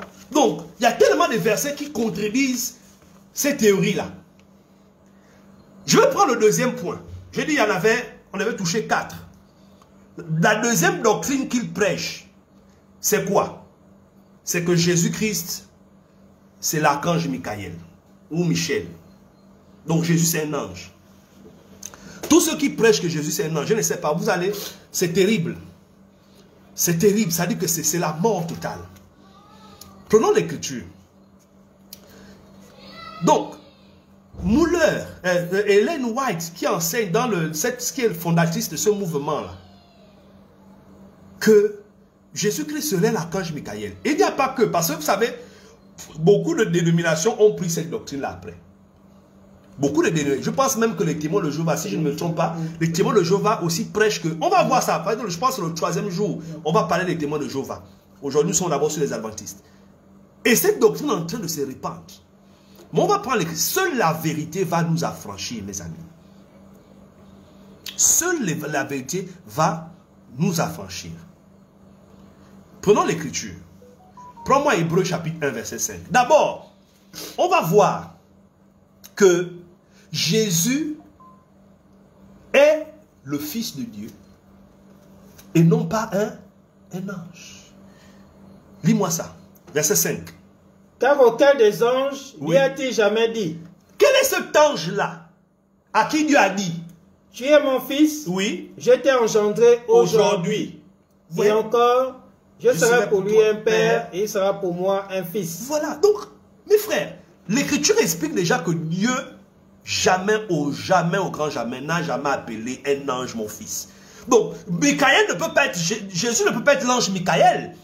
Donc, Michael était un archange, il est le principal chef. Il ne peut pas être Jésus-Christ parce que l'écriture dit clairement que Dieu n'a jamais appelé un ange comment? Mon fils. Donc, Michael n'a jamais eu ce titre-là. De fils de Dieu. Il y a déjà un problème. Lis-moi le verset 4. Le verset 4 dit quoi? Le verset va clairement nous montrer la supériorité de Jésus-Christ sur qui? Sur les anges. Verset 4. Devenu d'autant supérieur aux anges. Vous avez écouté? Jésus est devenu comment? D'autant supérieur aux anges qu'il a hérité d'un nom plus excellent que le leur. Michael ne peut pas être Jésus-Christ. Jésus ne peut pas être l'ange Michael parce que l'écriture dit clairement que Jésus a hérité quoi? D'un nom comment? Supérieur à celui des anges. Supérieur. Et plus excellent. Donc il ne peut pas être égaux. Michael ne peut pas être Jésus-Christ. Il y a l'un qui est le serviteur, l'autre qui est le Seigneur et Fils. C'est clair. Lis-moi le verset 6. Et lorsqu'il introduit de nouveau dans le monde le premier-né, il dit que tous les anges de Dieu l'adorent. Même Michael doit adorer Jésus-Christ. C'est dit un peu. Et même l'archange Michael doit adorer Jésus-Christ. Parce que Dieu a dit aux anges, faites quoi? Adorez-le. Que tous les anges fassent quoi? L'adorent. Donc c'est déjà problématique. C'est comment on peut enseigner que l'archange Michael c'est Jésus-Christ. Les anges adorent le Christ. Le Christ, premièrement, on a vu qu'il est fils de Dieu. Deux, on vient de voir qu'il est supérieur aux anges. Il a été non supérieur au leur. Trois, il est le Seigneur. Et on l'adore. C'est clair. Verset 7. De plus, il dit des anges, celui qui fait de ses anges des vents. Des vents. Et de ses serviteurs une flamme de feu. Mais il a dit au Fils. Regardez, hein, donc il est en train de faire une comparaison. Il dit qu'il a fait les anges comment des vents. Et ses serviteurs des flammes de feu. Mais quant au Fils. Mais il dit au Fils, ton trône, ô Dieu, est éternel. Le sceptre de ton règne est un sceptre d'équité. Donc il dit qu'il appelle le Fils Dieu. Donc Dieu qui est le Père, Dieu Tout-Puissant, appelle le Christ devant les anges. Il dit, tu es Dieu et ton règne, ton trône, oh Dieu, est comment? Éternel. Mais la suite va être plus surprenante. La suite dit quoi? Tu as aimé la justice et tu as eu l'iniquité. Oui. C'est pourquoi, oh Dieu, ton Dieu t'a oint nul de joie au-dessus de tes égaux. Oui. Et encore, toi Seigneur, tu as au commencement fondé la terre. Et les cieux sont l'ouvrage de tes mains. Ils périront, mais tu subsistes. Oui. Ils vieilliront tous comme un vêtement. Il dit les cieux, c'est quoi? L'ouvrage de ses mains. Donc, quand on dit les cieux, c'est les cieux et tout ce qui s'y trouve. Donc, les anges ont pour origine, ont pour auteur, ont pour créateur le Christ. Michael ne peut pas être Jésus-Christ. Michael ne peut pas être le Christ. Regardez même, je veux m'aller plus loin. Quand l'archange, lis-moi Jude 9. Quand l'archange Michael se trouve devant Satan, regardez l'histoire, quand il disputait le corps de Moïse.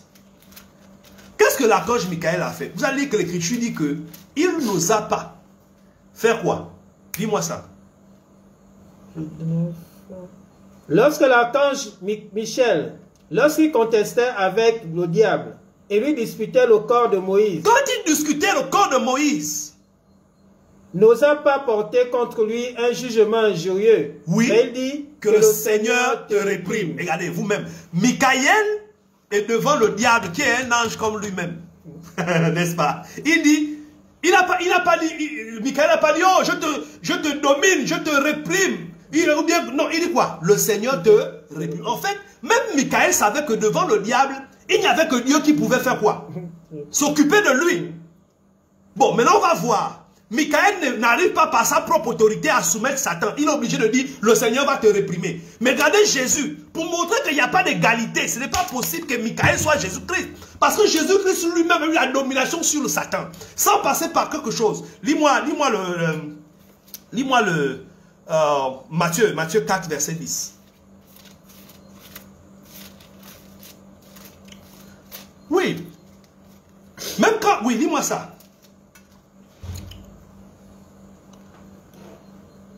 Jésus lui dit, oui. Retire-toi, Satan. Retire-toi, Satan. Car il est écrit, tu adoreras le Seigneur ton Dieu et tu le serviras du seul. Il dit que retire-toi de moi, Satan. Jésus a vu le pouvoir sur Satan. La Bible dit même dans Colossiens qu'il a dépouillé quoi? Les dominations. Il les a livrées publiquement comment? En spectacle. En triomphant d'elle par la croix. Jésus a triomphé des dominations des démons, de Satan et sa cohorte à la croix. Ce n'est pas l'archange Michaël qui a... L'archange Michaël n'a pas ce pouvoir. Jésus lui-même a eu ce pouvoir. Il a dépouillé Satan. Il a anéanti Satan. Et ce pouvoir, il a donné ça à qui? Aux chrétiens. Luc, qu'est-ce que Luc dit? Dans le livre chapitre 10, verset 19. Il dit, je vous ai donné quoi? Le pouvoir de marcher sur les serpents, scorpions. Et quoi?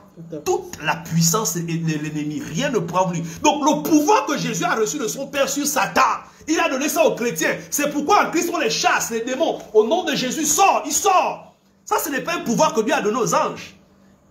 Il n'a pas donné ce pouvoir à l'archange Michaël. L'archange Michaël lui-même devant ça, il a dit que non, que le Seigneur te réprime.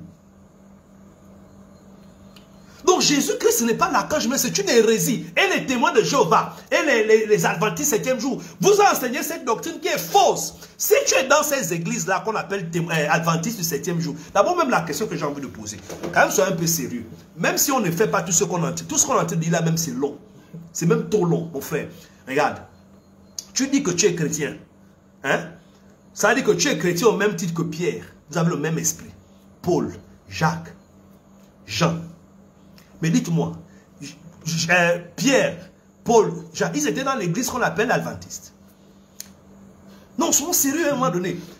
Vous avez vu ça où dans la Bible, une église qu'on appelle l'adventiste, où Pierre était, où il a commencé à prêcher aux frères. Oh, et les frères du 7e jour, oui, la paix soit avec toi. Mon frère du 7e jour, est-ce que tu as respecté le sabbat? Vous n'êtes pas dans l'église de Christ. Ça, c'est l'église créée par les hommes. C'est pourquoi l'un des premiers signes qui montre que une église est fausse. Quand vous voyez une église avec un chef, c'est-à-dire que vous voyez un homme ou bien une femme, c'est lui le fondateur. Hein? Je ne veux même pas aller loin. C'est-à-dire qu'on n'a même pas besoin d'aller beaucoup dans la Bible, aller lire trop. Tout ça, c'est compliqué. Un homme, il dit, c'est moi qui a reçu la révélation, qui a créé l'église là. C'est moi qui a amené la révélation là. C'est mon mouvement, c'est moi le fondateur. Faut fuir là-bas. Faut fuir. J'ai dit bien, toute église qui a un fondateur, qui a un homme qui est le fondateur, qui est le bâtisseur de l'église là, c'est une fausse église, c'est une église satanique. Une église là où on doit prêter allégeance à un homme. Ou c'est un homme c'est lui qui est le Dieu. C'est lui qui, c'est-à-dire que les doctrines qu'on pratique dans votre église là, c'est lui qui vous donne ça. Si Dieu a pas, s'il a reçu une inspiration ici, il va vous dire, faites ça, vous allez faire. Il reçoit un esprit ici, faites, il fait. Il vous amène à gauche, vous partez. À droite, vous partez. Devant, vous derrière. Si tu es dans une église comme ça, il faut savoir que tu es dans le faux. Tu es dans le faux, mon ami. Parce que l'église bâtie par Jésus-Christ, perpétuée par les apôtres, il n'avait pas de gens comme ça qui viennent avec des révélations, il dit que c'est mon église. Non. l'église appartient à Jésus-Christ. Les apôtres ont travaillé, c'était des dons que Dieu a donnés dans l'église. Ils n'ont fait que perpétuer l'enseignement qu'ils ont reçu du maître. D'accord? Donc ces églises avec les nouveaux prophètes, les nouvelles inspirations, voilà là où on finit. C'est ça le danger. Maintenant, troisième doctrine, l'avant-dernière doctrine qu'on appelle le sabbat. Vous savez, ça là, l'histoire des sabbats là, je ne sais pas, mais on va parler de ça aujourd'hui. Le sabbat, le samedi, les adventistes disent que si tu ne respectes pas le sabbat, tu n'as pas la vie éternelle, tu n'as pas le sceau de Dieu. Tout à l'heure, je parlais, je suis enseignant. J'ai vu les élèves, un élève doit venir faire un devoir un samedi. Il va passer le bac.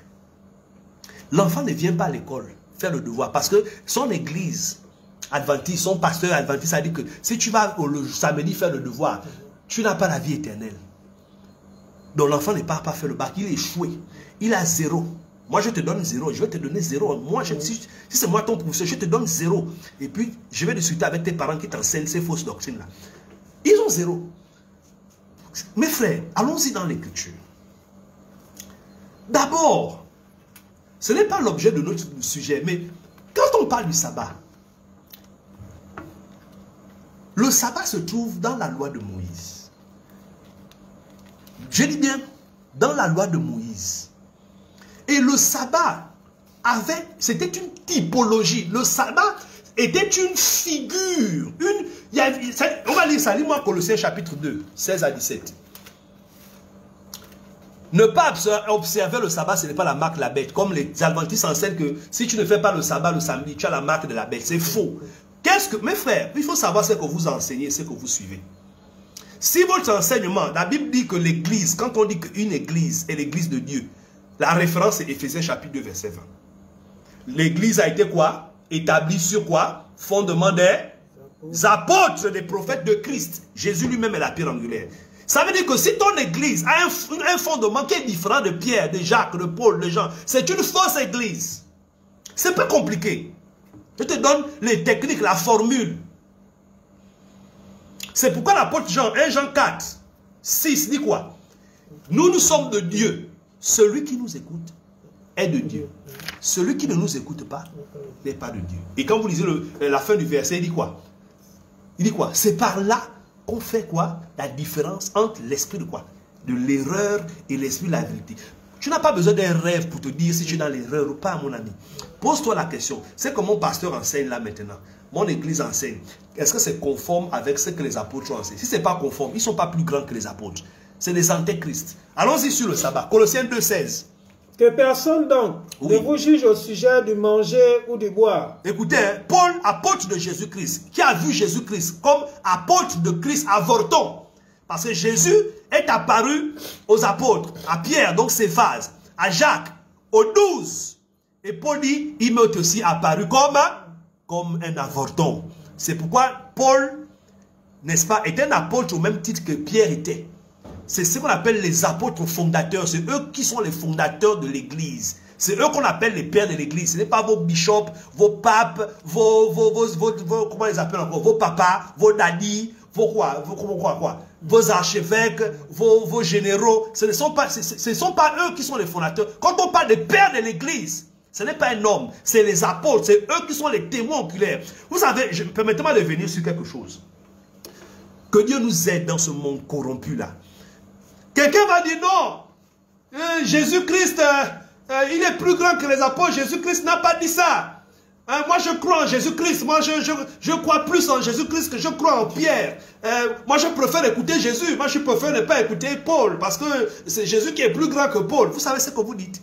Moi la question que je vais vous poser, première question, vous avez vu Jésus où? Toi qui dis que tu n'écoutes pas Paul, tu n'écoutes pas Pierre, d'accord? Tu n'écoutes pas Jean, tu écoutes Jésus-Christ. Ma première question, c'est une parenthèse, je vais revenir. Tu as vu Jésus où? Tu l'as vu où quand? Tu ne peux pas répondre à cette question, tu ne l'as jamais vu. Deuxième question. Jésus que tu dis que tu écoutes là, il a écrit un livre. Jésus a écrit, C'est-à-dire que Jésus a écrit quelque chose, on dit que non, évangile de Jésus, évangile de, de Jésus, ou bien épître de Jésus-Christ. Moi-même, le Seigneur Jésus-Christ, le Fils de Dieu, je vous recommande. C'est où c'est, tu as vu ça? Jésus a écrit. Non, mais faut faire attention. Hein. Vous savez, les gens sont, on vous manipule, les gens vous manipulent. Nous connaissons la doctrine de Jésus-Christ à travers ce qu'il a donné à qui? Aux apôtres. Ça veut dire que si l'apôtre a dit 1 plus 1 égale 2, c'est Jésus qui a dit ça. Ça veut dire que si tu n'as pas écouté Pierre, c'est que tu n'as pas écouté Jésus. Tu n'as pas écouté Paul, c'est que tu as trahi Jésus-Christ. Parce que Jésus n'a rien écrit. Les paroles orales de Jésus-Christ, nous les connaissons aujourd'hui parce que les apôtres, qui sont les témoins oculaires de sa doctrine, ont documenté. Ils ont documenté les paroles de Jésus. Et c'est pourquoi les paroles des apôtres sont des piliers au même titre, avec la même puissance que les paroles de Jésus. Parce que ça vient de Jésus-Christ lui-même. Donc si tu ne crois pas à Pierre, tu ne crois pas à Paul, tu ne crois pas à Jacques, tu es un faux prophète, tu es un antéchrist. Tu dis que tu crois en Jésus. Quel Jésus? Ce n'est pas le Jésus de Pierre que tu crois. C'est un faux Jésus. Donc le sabbat, nous écoutons ce que les apôtres ont dit. Parce que ce qu'ils disent sur l'enseignement du sabbat, c'est Jésus-Christ qui le leur a enseigné. Dis-moi ça, mon frère. Que personne donc ne vous juge. Oui, personne ne doit te juger. Au sujet du manger ou du boire. Du boire. Ou au sujet d'une fête. Oui. D'une nouvelle lune. Ou des sabbats. Personne ne doit te juger sur quoi? Les sabbats. Pourquoi? C'était l'ombre des choses à venir. C'était l'ombre des choses, comment? À venir. Oui. Mais le corps est en Christ. Ça veut dire que quand le Dieu a donné à Israël la doctrine des sabbats, le 7e jour, il faut vous reposer. Ce n'était pas, dans le plan de Dieu, c'est pas ça qui était important. C'était pour montrer que la réalité de ce sabbat-là devait se réaliser en Jésus-Christ. C'est pourquoi Paul explique que aujourd'hui en Christ, quelqu'un ne doit pas te dire, hey, toi tu n'as pas, pourquoi tu es sorti samedi? Pourquoi tu n'as pas respecté le sabbat? Il dit non, quelqu'un ne doit pas te juger sur ça. Pourquoi? Parce que la réalité, donc le corps de ce sabbat-là, se trouve en Christ. Ça veut dire que le véritable sabbat, il faut aller chercher à comprendre c'est quoi le véritable sabbat en Jésus-Christ aujourd'hui. Ce n'est pas respecter un jour. En Jésus-Christ, on n'observe pas les jours. Dis-moi le chapitre 4. Galates 4.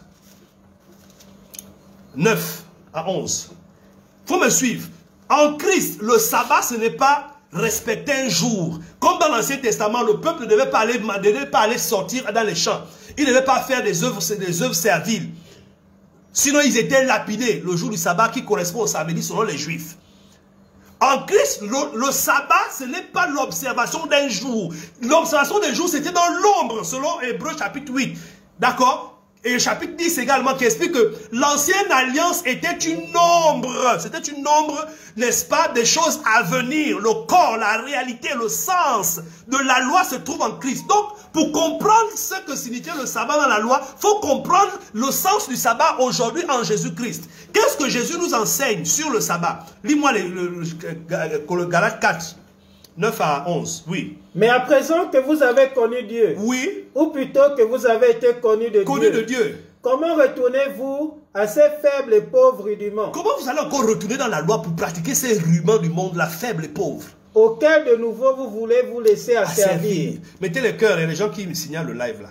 Oui, allons-y. Vous observez les jours, les mois, les temps, les années. Je crains d'avoir inutilement travaillé pour vous. Il dit, vous observez quoi? Les jours, les mois, les temps, les années. Je crains d'avoir inutilement travaillé pour vous. Je crains d'avoir travaillé inutilement. Il dit qu'en Christ, on n'observe plus quoi? Les jours, les mois, les années. Amen. Amen. On n'observe plus. Donc en Jésus-Christ, il n'y a plus les jours. Il n'y a pas non. Dieu veut qu'on se retrouve le samedi. C'est le jour du sabbat. Non. Non. Ça n'existe plus ces choses-là. Ça n'existe plus. Le sabbat n'existe plus dans le sens de la pratique d'observation du jour, des jours. Pourquoi? Parce que Dieu n'est plus dans les jours. Il n'y a pas un jour de « Oh non, on ne va plus faire ceci. » On doit plus... Non, on va voir le véritable sens du sabbat en Christ.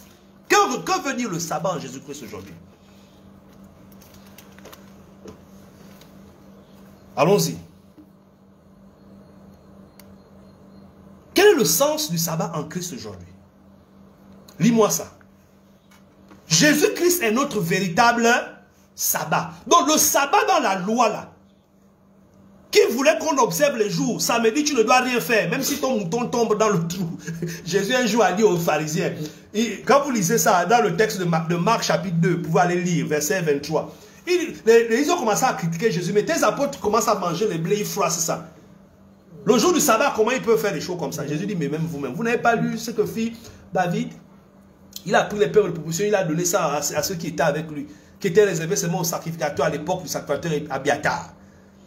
Et Jésus va plus loin, il leur dit, mais dites-moi, le sabbat n'a pas été, il dit quoi? L'homme n'a pas été fait pour le sabbat. Mais par contre, le sabbat a été fait pour l'homme. Et si vous voulez savoir, le fils de l'homme, le fils de Dieu est quoi? Maître du sabbat. Et il va leur demander encore, si une brebis tombe dans un trou, vous les belges, vous les pharisiens, vous n'avez pas à la chercher le jour du sabbat? Oui. Mais vous êtes hypocrite. Pourquoi le jour du sabbat, vous allez secourir une brebis et vous ne voulez pas que je guérisse un malade? C'est aberrant. Comment quelqu'un va dire à son fils, ne pas faire l'examen, le devoir de physique, prends 0 le jour du sabbat? Hein? Ça veut dire que si par exemple, si ton enfant est malade ou ta femme tombe malade le jour du sabbat samedi, tu ne l'amènes à l'hôpital. Tu ne l'amènes pas à l'hôpital parce que c'est samedi. Tu ne regardes pas la télévision. C'est un travail, hein, regarder la télévision. Manger aussi. Manger. Quand tu manges la nourriture samedi, c'est un travail. Manger, c'est un travail. Ta femme qui prépare. Préparer, c'est un travail. Hein. Quand tu sors de voir comment il faut, la qualité de sel qu'il faut mettre et tout, faire la table, c'est une activité. Piler le ditouka, piler la boulette, là, c'est un travail. Donc, c'est des doctrines hypocrites. C'est des hypocrisies pour rien. Lis-moi ça. Lis-moi Hébreux 4, versets 4 à 11. On va voir le sens du sabbat en Christ. Quel est le sens que revêt le sabbat en Jésus-Christ aujourd'hui? Oui.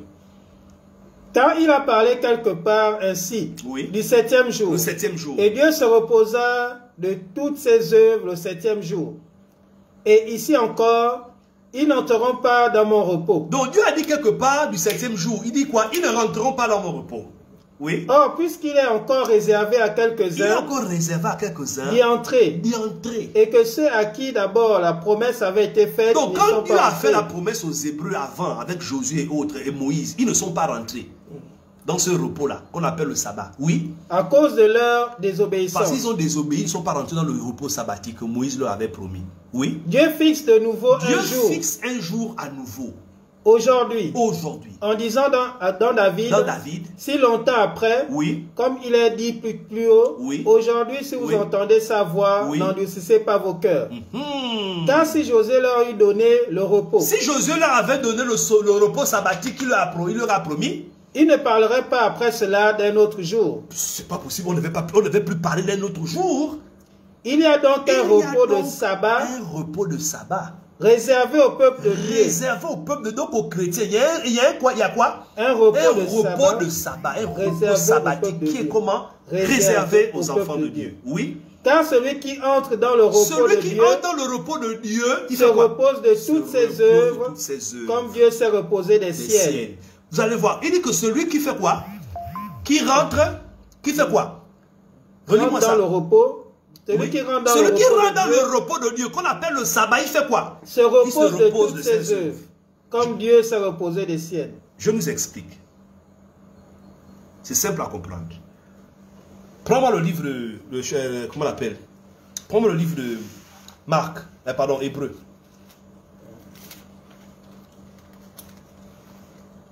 Donc, l'Écriture va nous expliquer ce qu'est le repos en Christ, qu'on appelle le sabbat.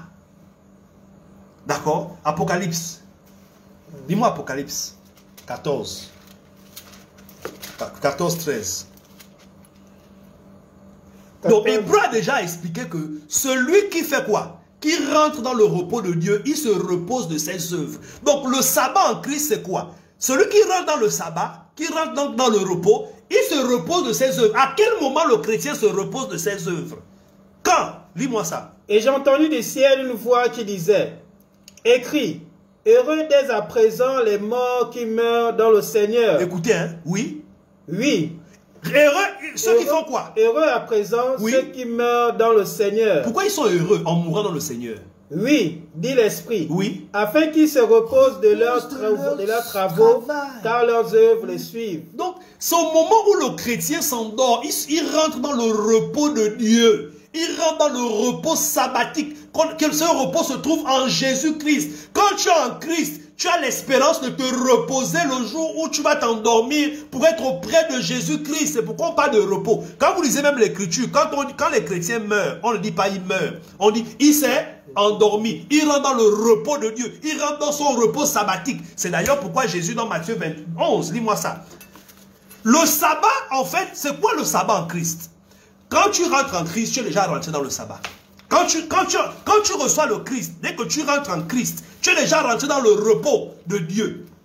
Pour le moment où tu es en Christ et le moment où tu vas te reposer en t'endormant en Jésus-Christ. Oui. 28 à 29. Venez à moi, vous tous qui êtes fatigués et chargés, et je vous donnerai du repos. Venez à moi, vous tous qui êtes quoi? Fatigués et chargés, oui. Et je vous donnerai du repos. Donc en fait, le repos promis par Moïse du 7e jour, le sabbat, c'est le repos que le Christ a apporté aux hommes en les déchargeant de leur fardeau. C'est ça qu'on appelle le repos en Jésus-Christ. C'est être le repos sabbatique du chrétien, c'est se reposer du fardeau du monde. Quand il nous a délivrés de nos chaînes, nous étions constamment esclaves du monde et du péché. Jésus a brisé nos chaînes. Il nous a introduits dans le repos sabbatique de Dieu. Nous avons le repos de Dieu parce qu'il nous a déchargés. Et ce repos va se perpétuer lorsque nous allons rentrer de façon tangible, de façon accomplie dans le royaume de Dieu. Quand nous allons nous endormir, nous nous reposerons de nos œuvres. Le sabbat, ce n'est plus l'observation des jours. Paul l'a dit dans Colossiens, personne ne doit plus faire ça, vous juger par rapport aux jours, au sabbat, aux lunes. C'était l'ombre des dieux à venir, le corps étant Jésus-Christ. On doit bien comprendre. Donc la doctrine du sabbat, là, qui veut demander aux gens d'observer des jours, c'est hérétique, c'est fou. Je prends un exemple simple. Montrez-moi un texte dans la Bible où les apôtres ont observé le sabbat. Quand même, vous aussi, les églises, comment on appelle ça, adventistes, prenez-moi un texte dans la Nouvelle Alliance. Où est-ce que les apôtres ont recommandé aux chrétiens d'observer le 7e jour? Par exemple, non, allez-y faire votre culte le 7e jour parce que c'est le repos. Cette doctrine-là n'est pas apostolique. C'est une doctrine de Moïse. C'est pourquoi les chrétiens adventistes, là, les adventistes sont des disciples de Moïse. C'est tout. C'est pourquoi il reste un repos sabbatique pour le peuple. Ce repos-là, c'est le Christ. Ce n'est plus un jour hebdomadaire, mais c'est une réalité spirituelle. Le salut par la foi. Je vais terminer par la dernière doctrine. Comme j'ai expliqué, l'élévation de Ellen White comme prophétesse inspirée, comme prophétesse au même titre que l'Écriture. Ça, c'est encore terrible. C'est terrible. Je vais profiter de l'occasion pour toucher toutes les églises qui ont des prophètes, des messies. C'est-à-dire que non, moi, notre église, c'est celui qui a amené ça, il nous a apporté une révélation. Hein? Témoin de Jéhovah, branhamiste, vous là, 7e jour. Une église, comme j'ai dit, où il y a un prophète, un homme, une femme qui s'élève comme prophète, qu'on doit écouter avec un message nouveau. Ne cherche pas à comprendre, c'est un faux prophète, une fausse église. Pourquoi? Lis-moi Jude. Aujourd'hui, beaucoup de prophètes, Jésus a dit dans Matthieu, n'est-ce pas? Je pense que le chapitre 24, quand au chapitre 23, il fait comprendre que quand les apôtres posent la question, quel sera le signe de ton avènement? Jésus leur dit, prenez garde, verset 3. D'accord? Que personne ne vous séduise. Il viendra beaucoup de faux Christ. Des faux Christ. Ils viendront dire, c'est moi qui suis le Messie. Mais ils sont légions là. Les prophètes qui viennent avec quoi? Des messages spirituels. J'ai un message de Dieu. Dieu m'a inspiré. Dieu m'a parlé. Voici la route. Si vous n'écoutez pas ceci, faites ceci. C'est des faux prophètes. C'est pourquoi Jude 3 dit ceci.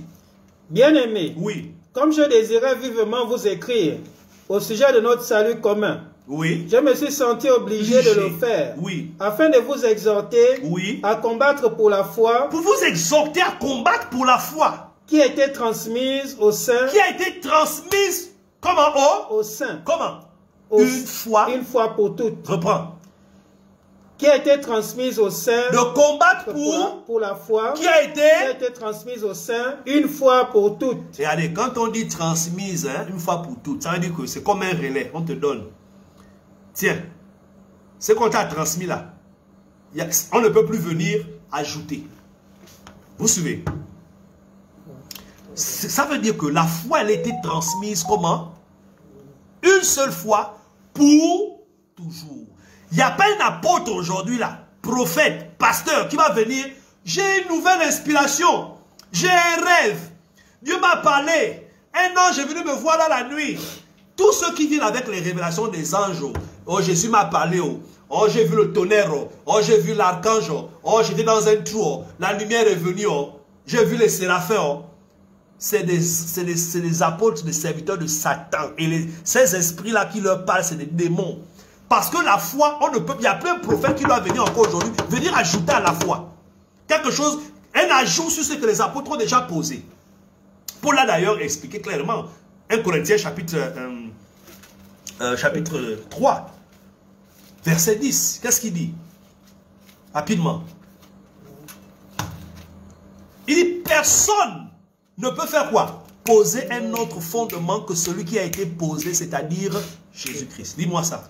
Selon la grâce de Dieu qui m'a été donnée, oui, j'ai posé le fondement. J'ai posé. Donc Paul, l'apôtre de Jésus-Christ, c'est pourquoi j'ai dit que les apôtres sont les fondateurs. Quand on cherche qui sont les pères de la foi chrétienne, c'est les apôtres. Il dit que j'ai fait quoi? Poser le fondement. Poser le fondement. Comme un sage architecte. Comme un sage architecte. Et un autre bâtit dessus. Quelqu'un bâtit dessus. Mais que chacun prenne garde à la manière dont il bâtit dessus. Dans la fondation, ça a déjà été posé par les apôtres. Continuons. Car personne ne peut poser un autre fondement que celui qui a été posé, à savoir Jésus-Christ. C'est clair. Donc un prophète ne peut plus venir que non, Dieu m'a donné une autre parole. C'est un menteur. Hébreux chapitre 1, qu'est-ce qu'il dit? 1 à 2. Donc Ellen White, c'est une fausse prophétesse. Une prophétesse qui vient, non, Dieu m'a parlé, j'ai une nouvelle révélation, et l'église adventiste la prend comme une grande figure prophétique. C'est-à-dire que quand elle dit quelque chose, ceux qui veulent aller regarder ses livres, dans les, je ne sais pas moi, vous allez voir ça. Elle a fait écrire des trucs, des prophéties, des doctrines qu'elle a commencé à rédiger. Oui. Après avoir autrefois, et à plusieurs reprises, oui, et de plusieurs manières, oui, parlé à nos pères par les prophètes. Après avoir à plusieurs reprises, et de plusieurs manières, parler à nos pères, par les prophètes. Donc Dieu a fait ça aux prophètes en leur parlant par les prophètes plusieurs fois. Maintenant, Dieu dans ces derniers temps, nous a parlé par le Fils. Il nous a parlé par le Fils. J'explique souvent aux gens quelque chose. Excusez-moi, vous savez, ne dites pas que non, la Bible ce n'est pas l'intelligence, la Bible ce n'est pas l'école. Non, c'est pas vrai. Si vous ne savez pas lire, vous ne pouvez pas comprendre la Bible. Donc, vous avez besoin d'un minimum d'intelligence, je ne sais pas s'il faut dire intellectuelle, donc savoir lire. Je dis souvent aux gens, quand vous lisez ce texte, Hébreu est clair, il dit, Dieu de plusieurs manières, à plusieurs reprises, a fait quoi? Parler à nos pères par les prophètes. Premièrement, dans ces derniers temps, il nous a parlé par le Fils. J'explique deux choses souvent quand je lis ce texte. La première chose, c'est que quand on dit les derniers temps, Dieu nous a, n'est-ce pas, parlé par le Fils dans ces derniers temps. C'est quoi les derniers temps? Les gens souvent quand ils disent non, nous sommes dans les derniers temps ont commencé là, les derniers temps ont commencé où Jésus est venu.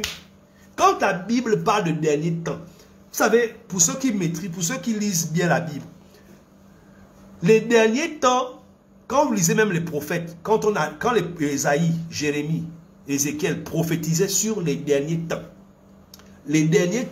la période des temps de la fin qu'on appelle les derniers temps, cette période est marquée par l'avènement du Messie. C'est quand le Messie est venu, c'est quand il est arrivé, qu'a été marqué la fin qu'on appelle les derniers temps.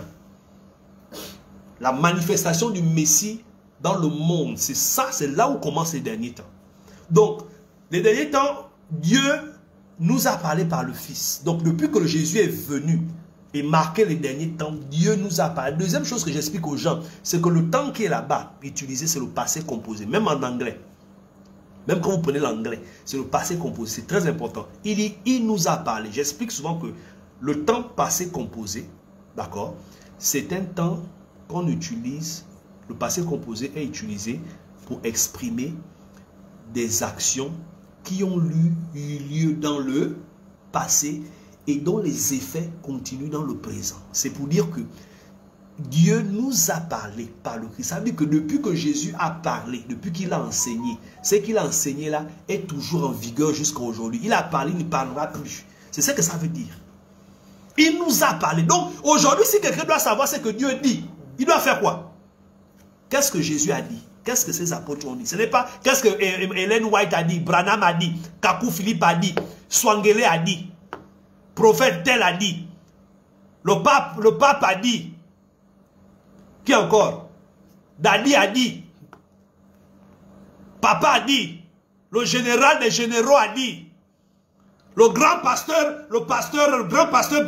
a dit. Non. Qu'est-ce que Jésus a dit avec ses apôtres? C'est ça que tu dois chercher à savoir. Donc Ellen White ne peut pas être prophète. Elle est une fausse prophétesse. Parce qu'elle s'oppose à ce que les apôtres, l'écriture enseigne. Et le ministère prophétique, en tant que, parce que tout ce qui a été prophète depuis l'Ancien Testament, tous les prophètes qui sont venus avaient une mission. C'était annoncer le Christ. C'est pourquoi, quand on parle du ministère prophétique, ça a pris fin quand le Christ est venu. Lis-moi ça. Matthieu 11, 13. Le ministère prophétique a pris fin. Il n'y a plus de prophètes messagers. C'est fini. Le ministère prophétique qu'on appelle les prophètes messagers. Ou encore, comme on les appelait, comme les gens comme les Jérémie, les prophètes des nations, ça n'existe plus.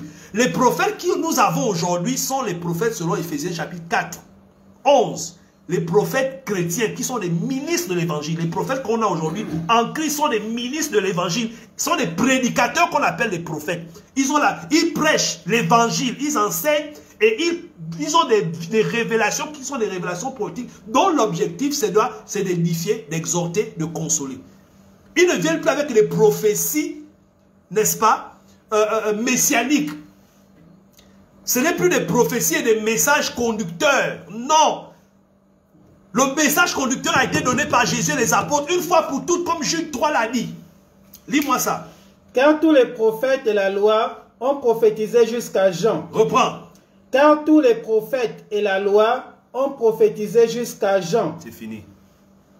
Jusqu'à Jean. Tous les prophètes et la loi ont fait leur travail de prophétie jusqu'à Jean. C'est fini. Le dernier prophète qui est venu, c'est Jean-Baptiste.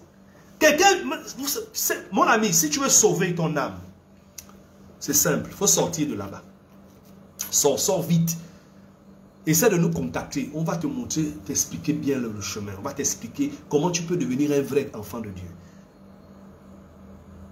Pour sauver ton âme qui est misérable, qui est perdue. D'accord? Donc c'est ça. Donc merci beaucoup. S'il y a des questions, nous pouvons les recevoir. S'il y a des questions, nous pouvons les recevoir. Notamment au niveau de... Sur TikTok, on va prendre 10 minutes. S'il y a des questions, vous pouvez écrire vos questions si vous voulez. Si quelqu'un aussi sur le live veut monter pour poser directement sa question, naturellement il peut la poser. Donc s'il y a des questions, nous allons répondre à ces questions. Vous pouvez écrire votre question sur TikTok ou sur Facebook. On va lire et on va répondre à votre question. Peu importe de quelle obédience vous êtes. Donc s'il y a des questions, vous pouvez les écrire. D'accord? Non, ne posez pas les questions, c'est qui lui? Ce n'est pas moi non les questions. Ne demandez pas moi c'est qui. Alors, je vois ici ce que l'apôtre de la fin des temps a dit. Et c'est qui lui? Bon, je ne comprends pas la question. Hein. Le dernier par qui Dieu a parlé, c'est Jésus. Très bien, effectivement, c'est Jésus-Christ, effectivement. Donc, vous pouvez écrire vos questions. Si vous avez des questions, ou si quelqu'un veut monter, effectivement, sur le live, pour poser directement sa question, il peut faire la demande. Je vais autoriser sa montée. D'accord? Donc, il reste 5 minutes encore. S'il n'y a pas de questions, voilà, on va terminer. Je veux monter. Alors, ça, c'est qui? Je vois là des gens qui veulent monter. Alors, je veux monter. Alors, une seconde. Voilà, ici. Alors, je vois là, cesser, je vais accepter. Voilà. Ok. Parlons plus sur le jugement. Non, mais mes amis, la thématique d'aujourd'hui, ce n'est pas le jugement. D'accord? J'ai pris quelques doctrines prêchées par comment on appelle, l'église adventiste. D'accord? Donc, si on doit discuter, restons sur la thématique, sur les points qui ont été touchés. D'accord? Donc, est-ce qu'il y a des questions? Donc, apparemment, il n'y a pas de questions. On avance, oui. Oui, une question. Oui, oui, je vous écoute, madame. Monsieur Mabonnet, vous avez dit que nous, les adventistes, on prend la sœur Ellen White comme un apôtre. Je ne sais pas qui vous a dit ça, mais j'aimerais vraiment savoir où vous avez lu cela. D'accord. C'est bon? C'est tout? Je peux répondre?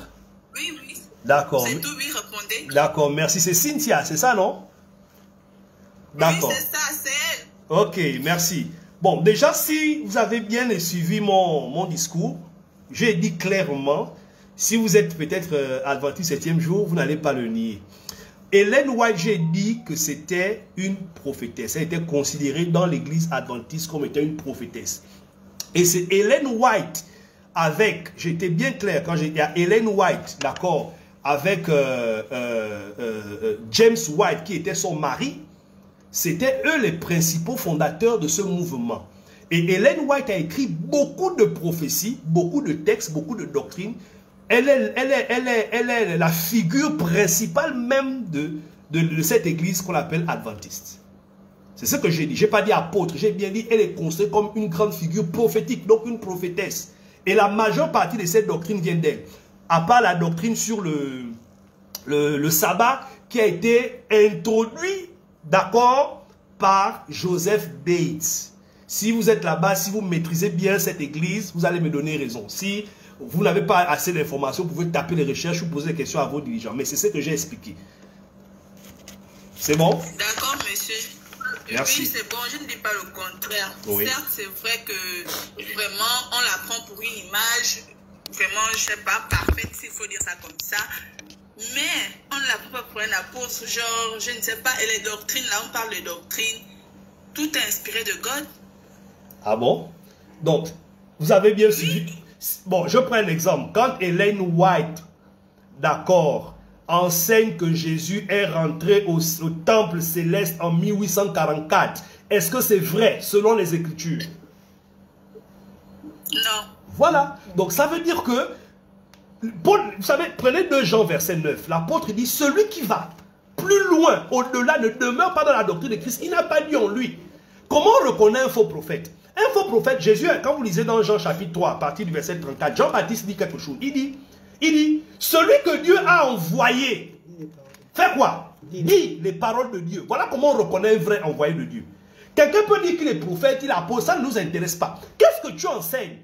Ce que tu enseignes, est-ce que c'est conforme à ce que Jésus et les apôtres ont enseigné? Si c'est conforme, c'est que tu es un vrai prophète. Si ce n'est pas conforme, tu es faux. Un faux ne viendra jamais avec les cornes sur la tête. Un faux ne vous dira jamais que je suis du diable. Il va parler de Dieu, il va prêcher Jésus, mais la subtilité de ces enseignements vont montrer que c'est des hérésies.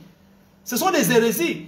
Déjà même, comme j'ai expliqué, l'existence même de cette église-là, ça part d'une fausse interprétation que le monsieur William Miller avait fait. Il a mal interprété le livre de Daniel.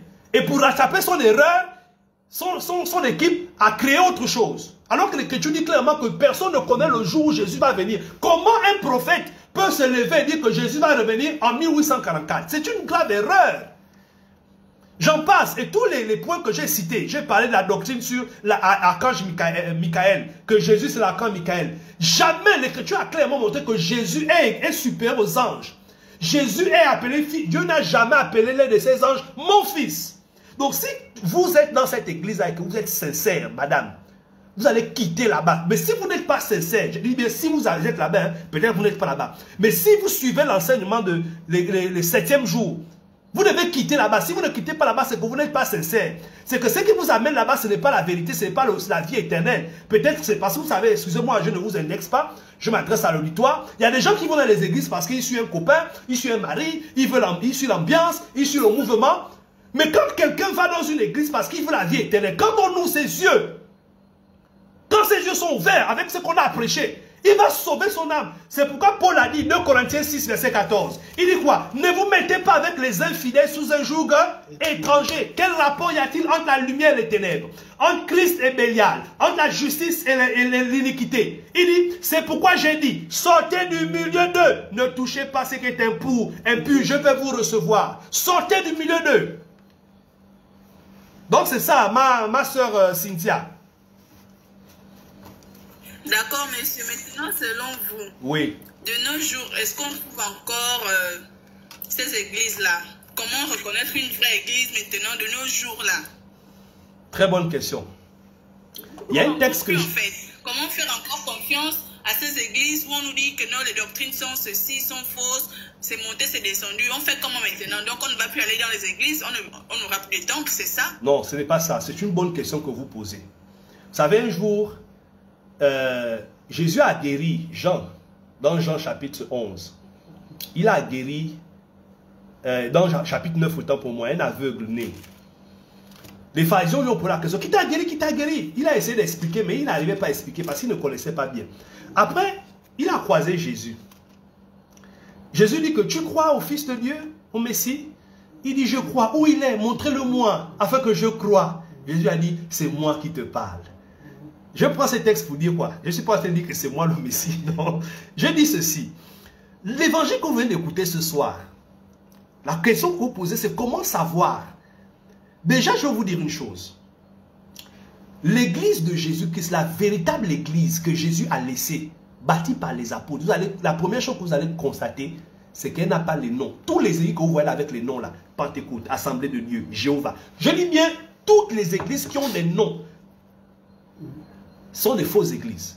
Pourquoi? Parce que le simple fait même déjà de donner de nom à leur église montre que l'église là leur appartient.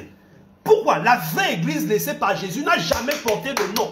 Le seul nom qu'on lui donnait, c'est l'église de Christ, l'église de Dieu. Pourquoi? Parce qu'elle appartient à Dieu. Quand vous lisez Romains 16, 16, il dit que toutes les églises de Christ vous saluent. Ça, c'est le premier signe que vous devez savoir. Deuxièmement, l'église de Christ, la vraie, sa doctrine repose quoi? Uniquement sur les apôtres. C'est que les apôtres ont prêché et enseigné. Ils ne font pas autre chose. Si vous voyez cette église, une église qui fait quelque chose de différent, même un tout petit peu, dans sa doctrine fondamentale, comme dans Hébreux 6, ce n'est pas l'église de Christ. Maintenant, je vais terminer en vous disant ceci. Au début, quand j'ai commencé le live, j'ai dit, je me suis présenté, j'ai dit, nous sommes l'église de Christ. Nous appartenons à l'église de Christ. Établi sous la fondation des apôtres, selon Éphésiens 2, 20, laissé par Jésus-Christ, dont la doctrine est celle des apôtres.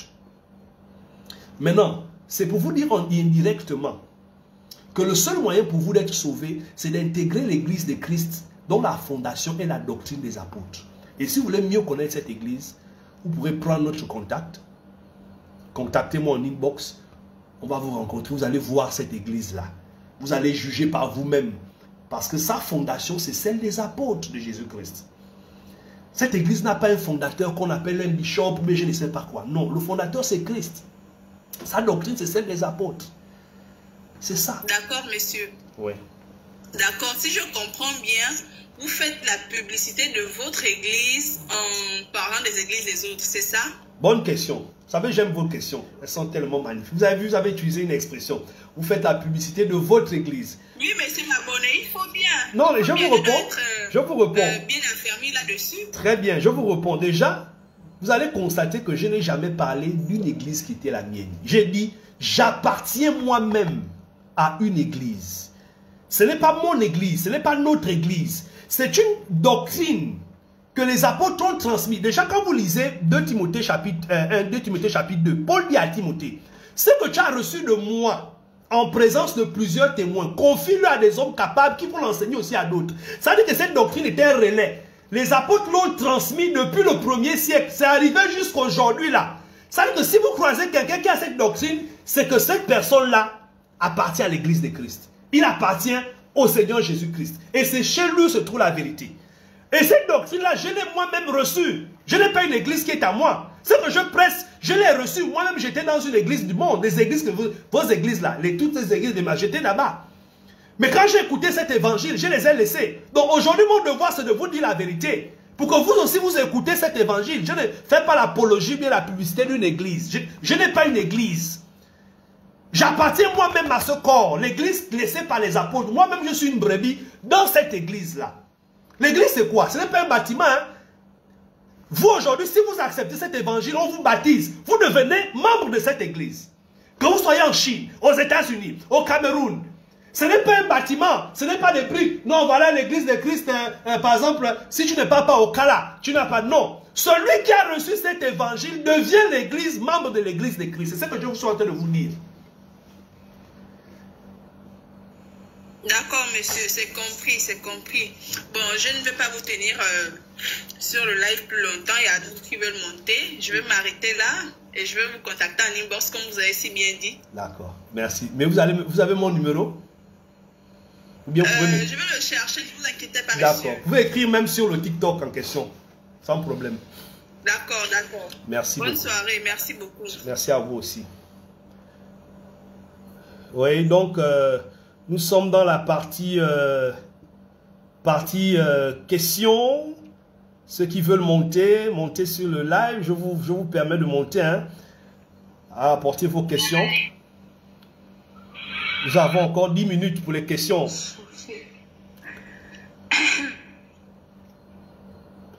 Donc, s'il y a d'autres téléspectateurs qui veulent bien intervenir, peut-être vous avez des questions. Sentez-vous libre, nous sommes là pour discuter, pour éclairer la lanterne.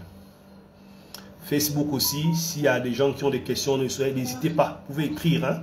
Ceux qui ne peuvent pas parler, écrivez, nous sommes là, nous lisons vos questions et nous pourrons vous répondre. Merci. Merci beaucoup. Donc, merci. Je vois ici, il vient de se connecter mon frère Idiba. Certainement, je vois ici un nouveau message. Ok. Ok. Donc, nous attendons vos questions. Si... ok. Bonsoir, je peux prendre la parole? Oui, allez-y, mademoiselle. Allez-y. Ok, d'accord. Bon, je sais pas, désolé, peut-être mes questions vont peut-être vous sembler un peu bizarres, mais parce que moi j'étais chrétienne, mais je ne le suis plus. D'accord. D'accord, il faut déjà préciser déjà. Oui. Voilà, donc mais j'ai quand même quelques préoccupations concernant ce livre de foi des chrétiens. Oui. Donc du coup, je ne vais pas m'étendre, voilà. J'aimerais qu'on puisse aller dans le livre de Jean 19. D'accord. À partir du verset 10, oui. Si vous me le permettez. Allez-y, mademoiselle. D'accord. Déjà, s'il vous plaît, est-ce que pour vous, Jésus, il est Dieu? Non. Ce ne sera pas un débat, c'est juste on pour discute. la compréhension. On discute, non. D'accord. Jésus est le Fils de Dieu, il n'est pas Dieu. Merci. Il ne peut pas être Dieu. C'est bon? Vous attendiez à autre chose. Vous attendiez à une autre réponse. N'est-ce pas? Donc vous n'êtes pas modaliste alors, c'est juste à ce que je vois. Justement, je ne suis pas modaliste, ni trinitaire, ni modaliste, ni trinitaire. C'est pourquoi j'ai dit à la dame qui s'est connectée tout à l'heure, Cynthia, je l'ai dit au début que, vous savez, les apôtres, quand ils ont l'évangile qu'aujourd'hui les gens polluent là, ils gaspillent, ça dit, ils font ce qu'ils veulent, d'autres passent des commerçants, d'autres c'est des charlatans, ils prennent la Bible, ils font ce qu'ils veulent pour le pur évangile tel que laissé par Jésus et les apôtres. C'est ce que nous prêchons. Lisez l'écriture depuis les évangiles jusqu'à l'Apocalypse. Les apôtres n'ont jamais enseigné comme doctrine que Jésus, c'était Dieu lui-même. Comme l'Église catholique a créé la doctrine de Trinité, les modalistes ont créé disant que Jésus c'est Dieu lui-même. Non! Jésus est le Fils de Dieu. Il est inférieur à son Père. Jean 14, 28. Je m'en vais au Père, car le Père est plus grand que moi. La question que je pose souvent aux gens qui disent que Jésus c'est Dieu lui-même. Qui Jésus priait quand il allait sur la montagne? Même un bébé peut répondre à cette question. Donc je ne vais pas m'étendre. Nous croyons, la confession de foi que les chrétiens ont, c'est que Jésus est le Fils de Dieu. C'est pourquoi Jésus a dit un jour à Pierre, que dit-on que je suis? Certains disent tu es Jean-Baptiste, l'autre tu es Jérémie, l'autre tu es l'un des prophètes. Mais vous les apôtres, vous mes disciples, que dites-vous que je suis? Pierre a pris la parole. Tu es le Christ, le Fils du Dieu vivant. Écoutez bien la réponse que Jésus donne. Hein. Il dit Pierre, ce n'est pas la chair ou le sang qui t'ont révélé ça. Ce n'est pas la théologie. Ce n'est pas la psychologie. Ce n'est pas la philosophie. Ce n'est pas l'école biblique. C'est mon Père qui est dans le ciel qui te l'a révélé. Donc Dieu au ciel, Jésus est sur la terre et Dieu, le Père, donne une révélation à Pierre. Maintenant Jésus continue. Sur cette pierre, tu es Pierre, sur cette pierre, pas sur Pierre l'apôtre, mais sur la déclaration qu'il a faite. Parce que il est sur cette déclaration, sur cette pierre, sur cette parole qui dit que Jésus est le Fils de Dieu. Je vais bâtir mon église. C'est pourquoi si quelqu'un croit que Jésus c'est Archange Michel, Jésus c'est Dieu lui-même, il n'est pas chrétien. Ce n'est pas un membre de l'église. Il va périr le dernier jour. Parce que pour se faire appeler l'église de Christ, ça c'est la doctrine fondamentale. C'est-à-dire que c'est pourquoi même tout le livre de Jean, quand vous lisez tous les évangiles, tout ce qui a été écrit, Jean dit quoi? Jean chapitre 20, lisez au verset 30, verset 31. Il dit, Jésus a encore fait beaucoup d'autres choses, qu'on ne peut pas, beaucoup d'autres miracles, qu'on ne peut pas documenter dans ce livre. Car aucun livre du monde ne pouvait le contenir. Mais ce qui a été écrit afin que vous sachiez, que vous croyez que Jésus est le Fils de Dieu. Et qu'en croyant, vous ayez la vie éternelle. Donc si quelqu'un ne croit pas que Jésus est Fils de Dieu, il fait quoi? Il n'a pas la vie. Voilà. Merci. D'accord. Donc, du coup, j'en viens maintenant à ma question. Parce que c'était d'abord pour voilà, qu'on soit un peu clair là-dessus. Bon, pour vous, Jésus n'est pas Dieu, c'est déjà bien. C'est déjà un bon pas. Maintenant, pour une personne qui a abandonné l'église, hein, c'est surprenant. Vous avez des questions. Allez-y. Donc, pour vous, vous croyez quand même à l'œuvre rédemptrice, non? De Jésus à la croix. Bien sûr, c'est sa mission principale, oui. D'accord. Le fait qu'il a été crucifié, est-ce que c'était une œuvre divine ou c'était une œuvre, on va dire, pas divine en fait? Est-ce que c'était une œuvre divine ou pas? Qu'est-ce que vous entendez par œuvre divine? Sa mort. C'est-à-dire, est-ce que cela venait proprement de Dieu lui-même en fait? Est-ce que c'était vraiment sa volonté? Voilà.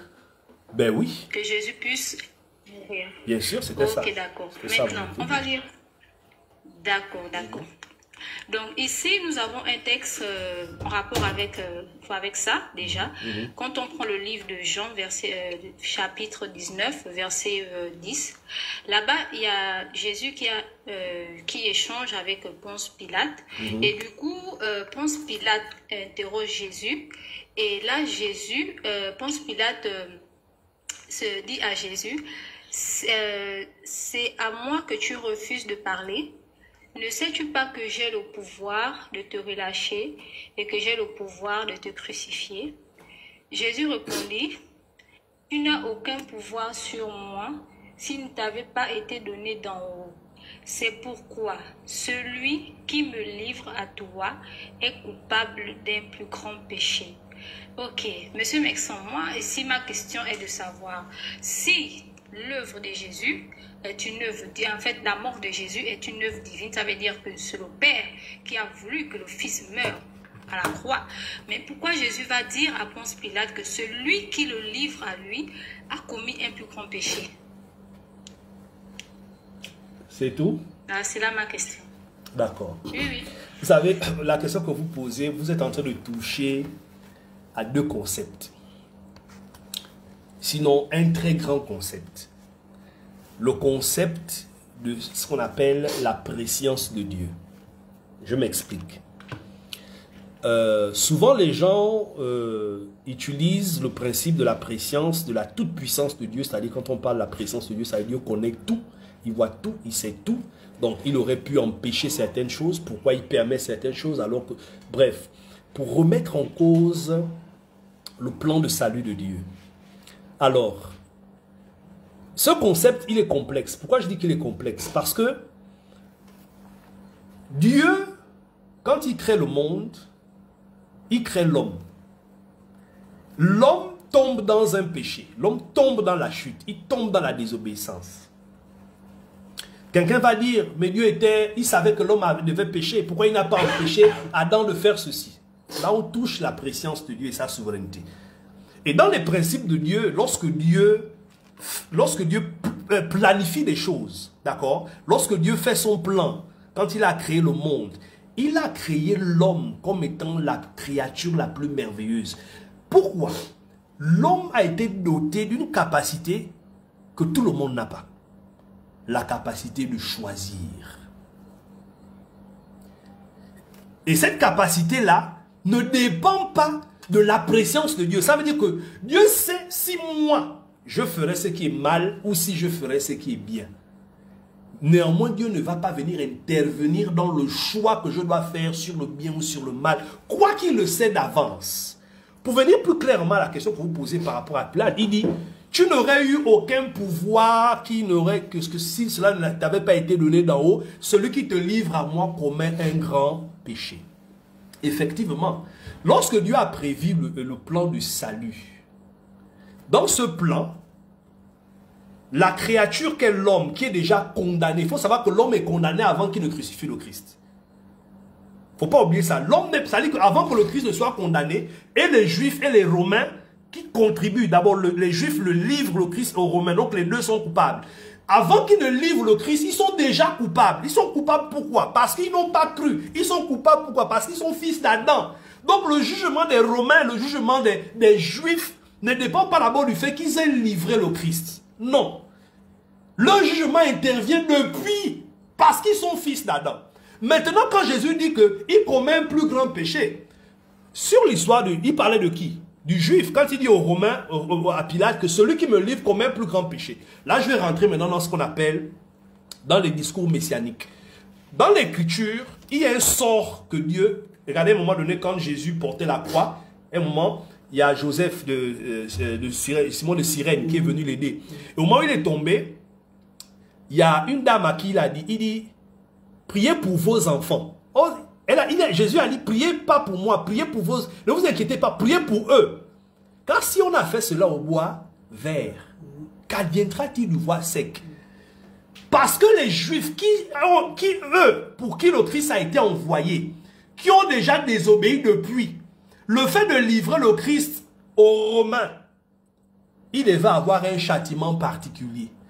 Et ce châtiment, ce n'est pas d'abord le fait de périr, parce qu'ils périssent parce qu'ils sont depuis dans le péché. Mais il y a un châtiment qu'ils vont obtenir. C'est pourquoi Jésus, avant même qu'il ne soit crucifié, dit quoi aux Juifs? Il dit, Jérusalem, Jérusalem, toi qui tues et qui lapides ceux qui te sont envoyés, si tu avais connu le jour où tu as été visité, j'ai voulu assembler tes enfants sous mes ailes, mais vous ne l'avez pas voulu. Voici tes ennemis vont te serrer de toutes parts. Parce que tu n'as pas connu le temps et les choses qui concernent ta paix. Ils vont te serrer de toutes parts. Ils ne te laisseront pas pierre sur pierre. Donc en fait, le problème d'Israël, son châtiment, c'est parce qu'ils ont d'abord rejeté le Christ. Ils ont rejeté son message. Donc, c'est pourquoi je dis que la question que vous posez, c'est une question qui touche beaucoup de principes.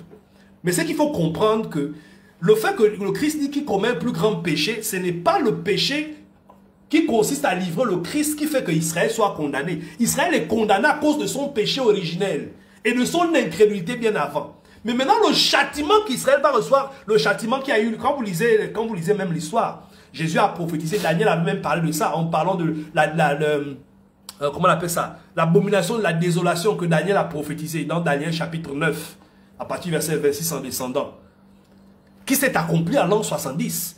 C'est que Jésus avait annoncé même de son vivant que les armées des nations vont te serrer de toutes parts. Voici son châtiment sur le plan messianique. Le châtiment d'Israël sur le plan messianique, c'est cette destruction, c'est l'installation de la désolation qui a eu lieu dans le temple à cause de leurs œuvres. Donc c'est une question, je ne peux pas rentrer trop dans les détails, mais je peux vous rassurer, parce que je vois un peu là où vous voulez en venir, qu'en réalité, le plan de Dieu pour tous les hommes, juifs, romains, c'était de les délivrer, du trou dans lequel Adam a mis tous les hommes. D'accord? Et Christ devait nécessairement mourir.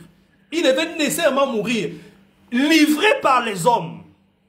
Livré par les hommes qui déjà étaient dans le péché. Donc, qu'ils aient livré le Christ, qu'ils l'aient crucifié ou pas, ils étaient déjà condamnés. Mais Dieu voulait les racheter de leur condamnation. C'est pourquoi même Romains comme Juifs qui ont livré Jésus, eux-mêmes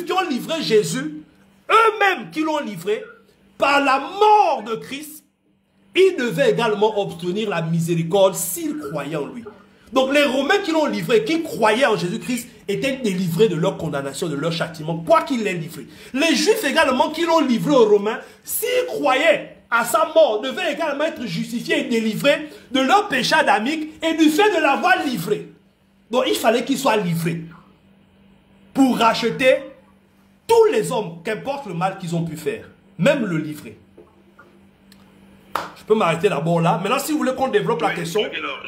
Oui, allez-y. J'aimerais dire quelque chose par rapport à la question que la dame a posée. Vas-y, mon frère.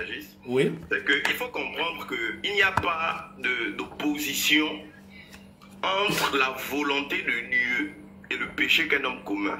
Il faut bien comprendre. Ça veut dire quoi? Dieu est au-dessus de toute chose. Est-ce que vous me suivez bien, madame? Dieu est au-dessus de tout. Donc, il n'y a pas quelque chose que l'on va faire en mal ou en bien qui peut s'opposer au dessein de Dieu ou qui peut aller à l'encontre de ce que Dieu a décidé selon le bon conseil de sa volonté. Le plan de Dieu pour le salut de l'humanité, c'était ce qu'on dit en anglais, the atonement, c'était l'expiation des péchés. C'était qu'un juste, un innocent, on est d'accord, selon que la loi d'ailleurs l'avait prévu, soit crucifié, porte les péchés de l'humanité, porte nos péchés. On est d'accord, qu'un innocent soit condamné à notre place. C'était ça le plan de salut, pour que nous soyons déclarés justes et que nous soyons sauvés par Dieu. On est d'accord, mais ce n'est pas Dieu qui a conduit les hommes à livrer le juste. Quand bien même ce qu'ils ont fait participaient au plan de Dieu, mais ce n'est pas Dieu qui les a poussés à agir de la sorte, mais ça participait à la volonté et au dessein de Dieu. Et pour vous expliquer ça très bien, je vais prendre un exemple très simple. Quand Dieu veut faire éclater sa gloire pour délivrer les enfants d'Israël de l'Égypte, on est d'accord? Ou encore une autre histoire, celle de Joseph. Lorsque vous voyez par exemple Joseph, le plan de Dieu c'était quoi? Le plan de Dieu c'était que Joseph, lorsque la famine devait surgir, n'est-ce pas, dans le monde, c'était que Joseph puisse sauver ses frères, puisse sauver Israël. Mais pour que Joseph puisse sauver Israël, il était nécessaire que Joseph aille en Égypte et qu'il soit élevé sur toute l'Égypte pour qu'il soit capable de sauver son peuple. Mais comment faire pour que Joseph puisse se retrouver en Égypte et qu'il sauve ses frères? Il était nécessaire que ses propres frères le jettent comment? Le jette à la vindicte des païens et le livre comme esclave. C'est parce que ses frères l'ont livré comme esclave et que la femme de Potiphar l'a accusé injustement, qu'il s'est retrouvé en prison, n'est-ce pas, à côté d'un proche du roi. Et c'est ainsi qu'il a pu aider le roi en déchiffrant son rêve et qu'il a été élevé par la royauté en Égypte et qu'il a pu délivrer, on est d'accord, ses frères. Mais est-ce que parce que il est passé par toutes ces mésaventures, ça veut donc dire que, comment on appelle ça, que ses frères qui l'ont vendu ont fait bien, ou que la femme de Potiphar qui l'a livré a fait bien? Non, ils ont tous péché, on est d'accord, ils ont tous fait ce qui est mal. Mais Dieu, qui est au-dessus de toutes choses, a tourné ce mal-là à l'avantage, n'est-ce pas, de son peuple. Il a tourné le mal que ces hommes-là avaient conçu pour les sauver. De la même manière, quand Satan est entré en Judas pour livrer Jésus, Satan pensait qu'en livrant Jésus à la mort, il se disait que c'était ainsi qu'il devait contrecarrer le plan de Dieu, ne sachant pas qu'en livrant Jésus entre les mains des Romains et des Juifs, cela devait participer à quoi? À l'accomplissement de son plan. C'est pourquoi il n'a pas d'adversaire. En réalité, lorsque les hommes commettent le mal, le péché, Dieu va toujours faire concourir ce mal-là pour le bien de ses élus. C'est ça. Mais ça n'enlève pas le caractère mauvais de ce que les hommes font. Quand les hommes ont persécuté les chrétiens, ils pensaient faire du mal aux chrétiens, mais cela concourait et participait quoi, à leur affermissement et à leur salut. C'est pourquoi le fait que les Juifs et les Romains ont commis un péché en livrant Jésus-Christ, c'est un péché, ils ont fait mal, ils ont livré un innocent. Mais le fait d'avoir livré cet innocent, de l'avoir fait mourir injustement, c'est ce que Dieu voulait. Parce que ça devait permettre à ce que les péchés de l'humanité soient comment? Soient portés par lui et que nous soyons délivrés du jugement et de la condamnation à venir. Donc il n'y a pas une opposition entre ce que les méchants hommes font et le plan de Dieu. Donc ce que les méchants font ne peut pas s'opposer au plan de Dieu. Mais le plan de Dieu va s'accomplir indépendamment de ce que les méchants auraient pu concocter. Donc c'est pas parce que Satan a utilisé les hommes, les Juifs et les Romains pour crucifier Jésus que ça ne peut pas être la volonté divine. Il faut comprendre que cette argumentation-là, elle ne tient pas, elle n'est pas pertinente. Ce n'est pas parce que le méchant fait quelque chose de mauvais que ça ne peut pas, dans la souveraineté divine, servir à Dieu pour accomplir son dessein. Sinon, on va dire que les hommes sont suffisants pour empêcher l'œuvre de Dieu de s'accomplir. Or, Dieu est au-dessus de tout. Donc les manigances des hommes ne peuvent en aucun cas, bien ou mal, s'opposer à la volonté divine. Donc il faut s'y garder ça à l'esprit. Parce que je voulais ajouter. Et on va te donner un texte, hein. Le frère a tout expliqué. D'ailleurs, ces explications sont plus ou moins plus claires même que les miennes. Quand vous prenez le verset 28 de Romains chapitre 8, lis-moi ça. Nous savons du reste que toute chose concourt au bien de ceux qui aiment Dieu, de ceux qui sont appelés selon son dessein. Voilà. Toute chose concourt au bien de ceux qui aiment Dieu. Voilà, c'est ça. Merci. Bon, nous allons... Il nous reste 5 minutes, hein. Il nous reste 5 minutes. Ok. Oui. Comme vous êtes pas vraiment... je vais dire quoi. Bon, fait... comme le temps est parti, puis là, il n'y a pas assez de temps pour... rebondir un peu sur tout ce que vous avez dit tout à l'heure. Voilà, sur ça. On peut toujours se voir, hein. On peut toujours se voir en aparté et développer la question, hein. Parce que c'est quand même très, très, très compliqué parce que dans la mesure où lui-même, Dieu, permet que Jésus soit livré, après ensuite on dit non, ben, c'était quand même mal. Finalement, je ne comprends rien en fait. Soit c'est mal, soit c'est bien en fait. Il n'y a pas de demi-mesure dans ça, en fait, tu vois. Vous voyez ce que je veux dire? Donc, du coup, c'est un peu ça, quoi. Mais bon, je pense que peut-être la prochaine fois, vous pourrez mieux... on pourra mieux échanger là-dessus. D'accord. Voilà, merci beaucoup. Ok, donc les 5 minutes qui nous restent. Voilà. Alors, donc, merci beaucoup. Hein. Alors, aujourd'hui, nous avons touché la thématique...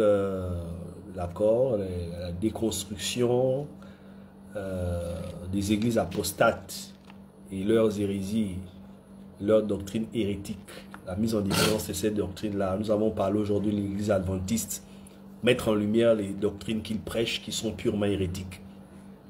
Demain, à la même heure, nous allons voir les églises de réveil.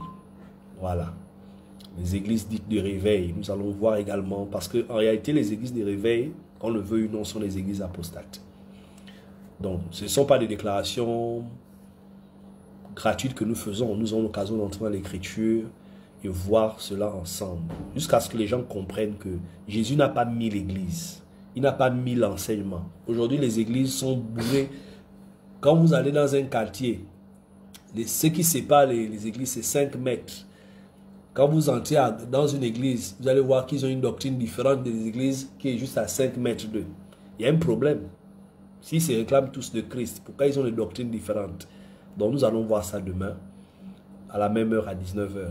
Donc nous prions d'être connectés, partager les lives et passer l'information autour de vous. Nous répondrons également à vos questions. Ceux qui veulent nous rencontrer également physiquement, on peut se voir parce que sur le net, on n'a pas le temps de développer des questions plus largement, mais on peut le faire face à face, n'est-ce pas? Parler d'autres thèmes, comme tout à l'heure, on a essayé des questions qui sont venues sur la divinité de Jésus, sur la préscience de Dieu, sur son plan de salut, certes pas en rapport avec la thématique d'aujourd'hui, mais nous pouvons toutefois en parler en aparté. Donc, merci beaucoup S'il n'y a plus de questions, nous vous disons merci et que Dieu vous bénisse. Donc on se donne rendez-vous demain pour la suite. Ciao, ciao.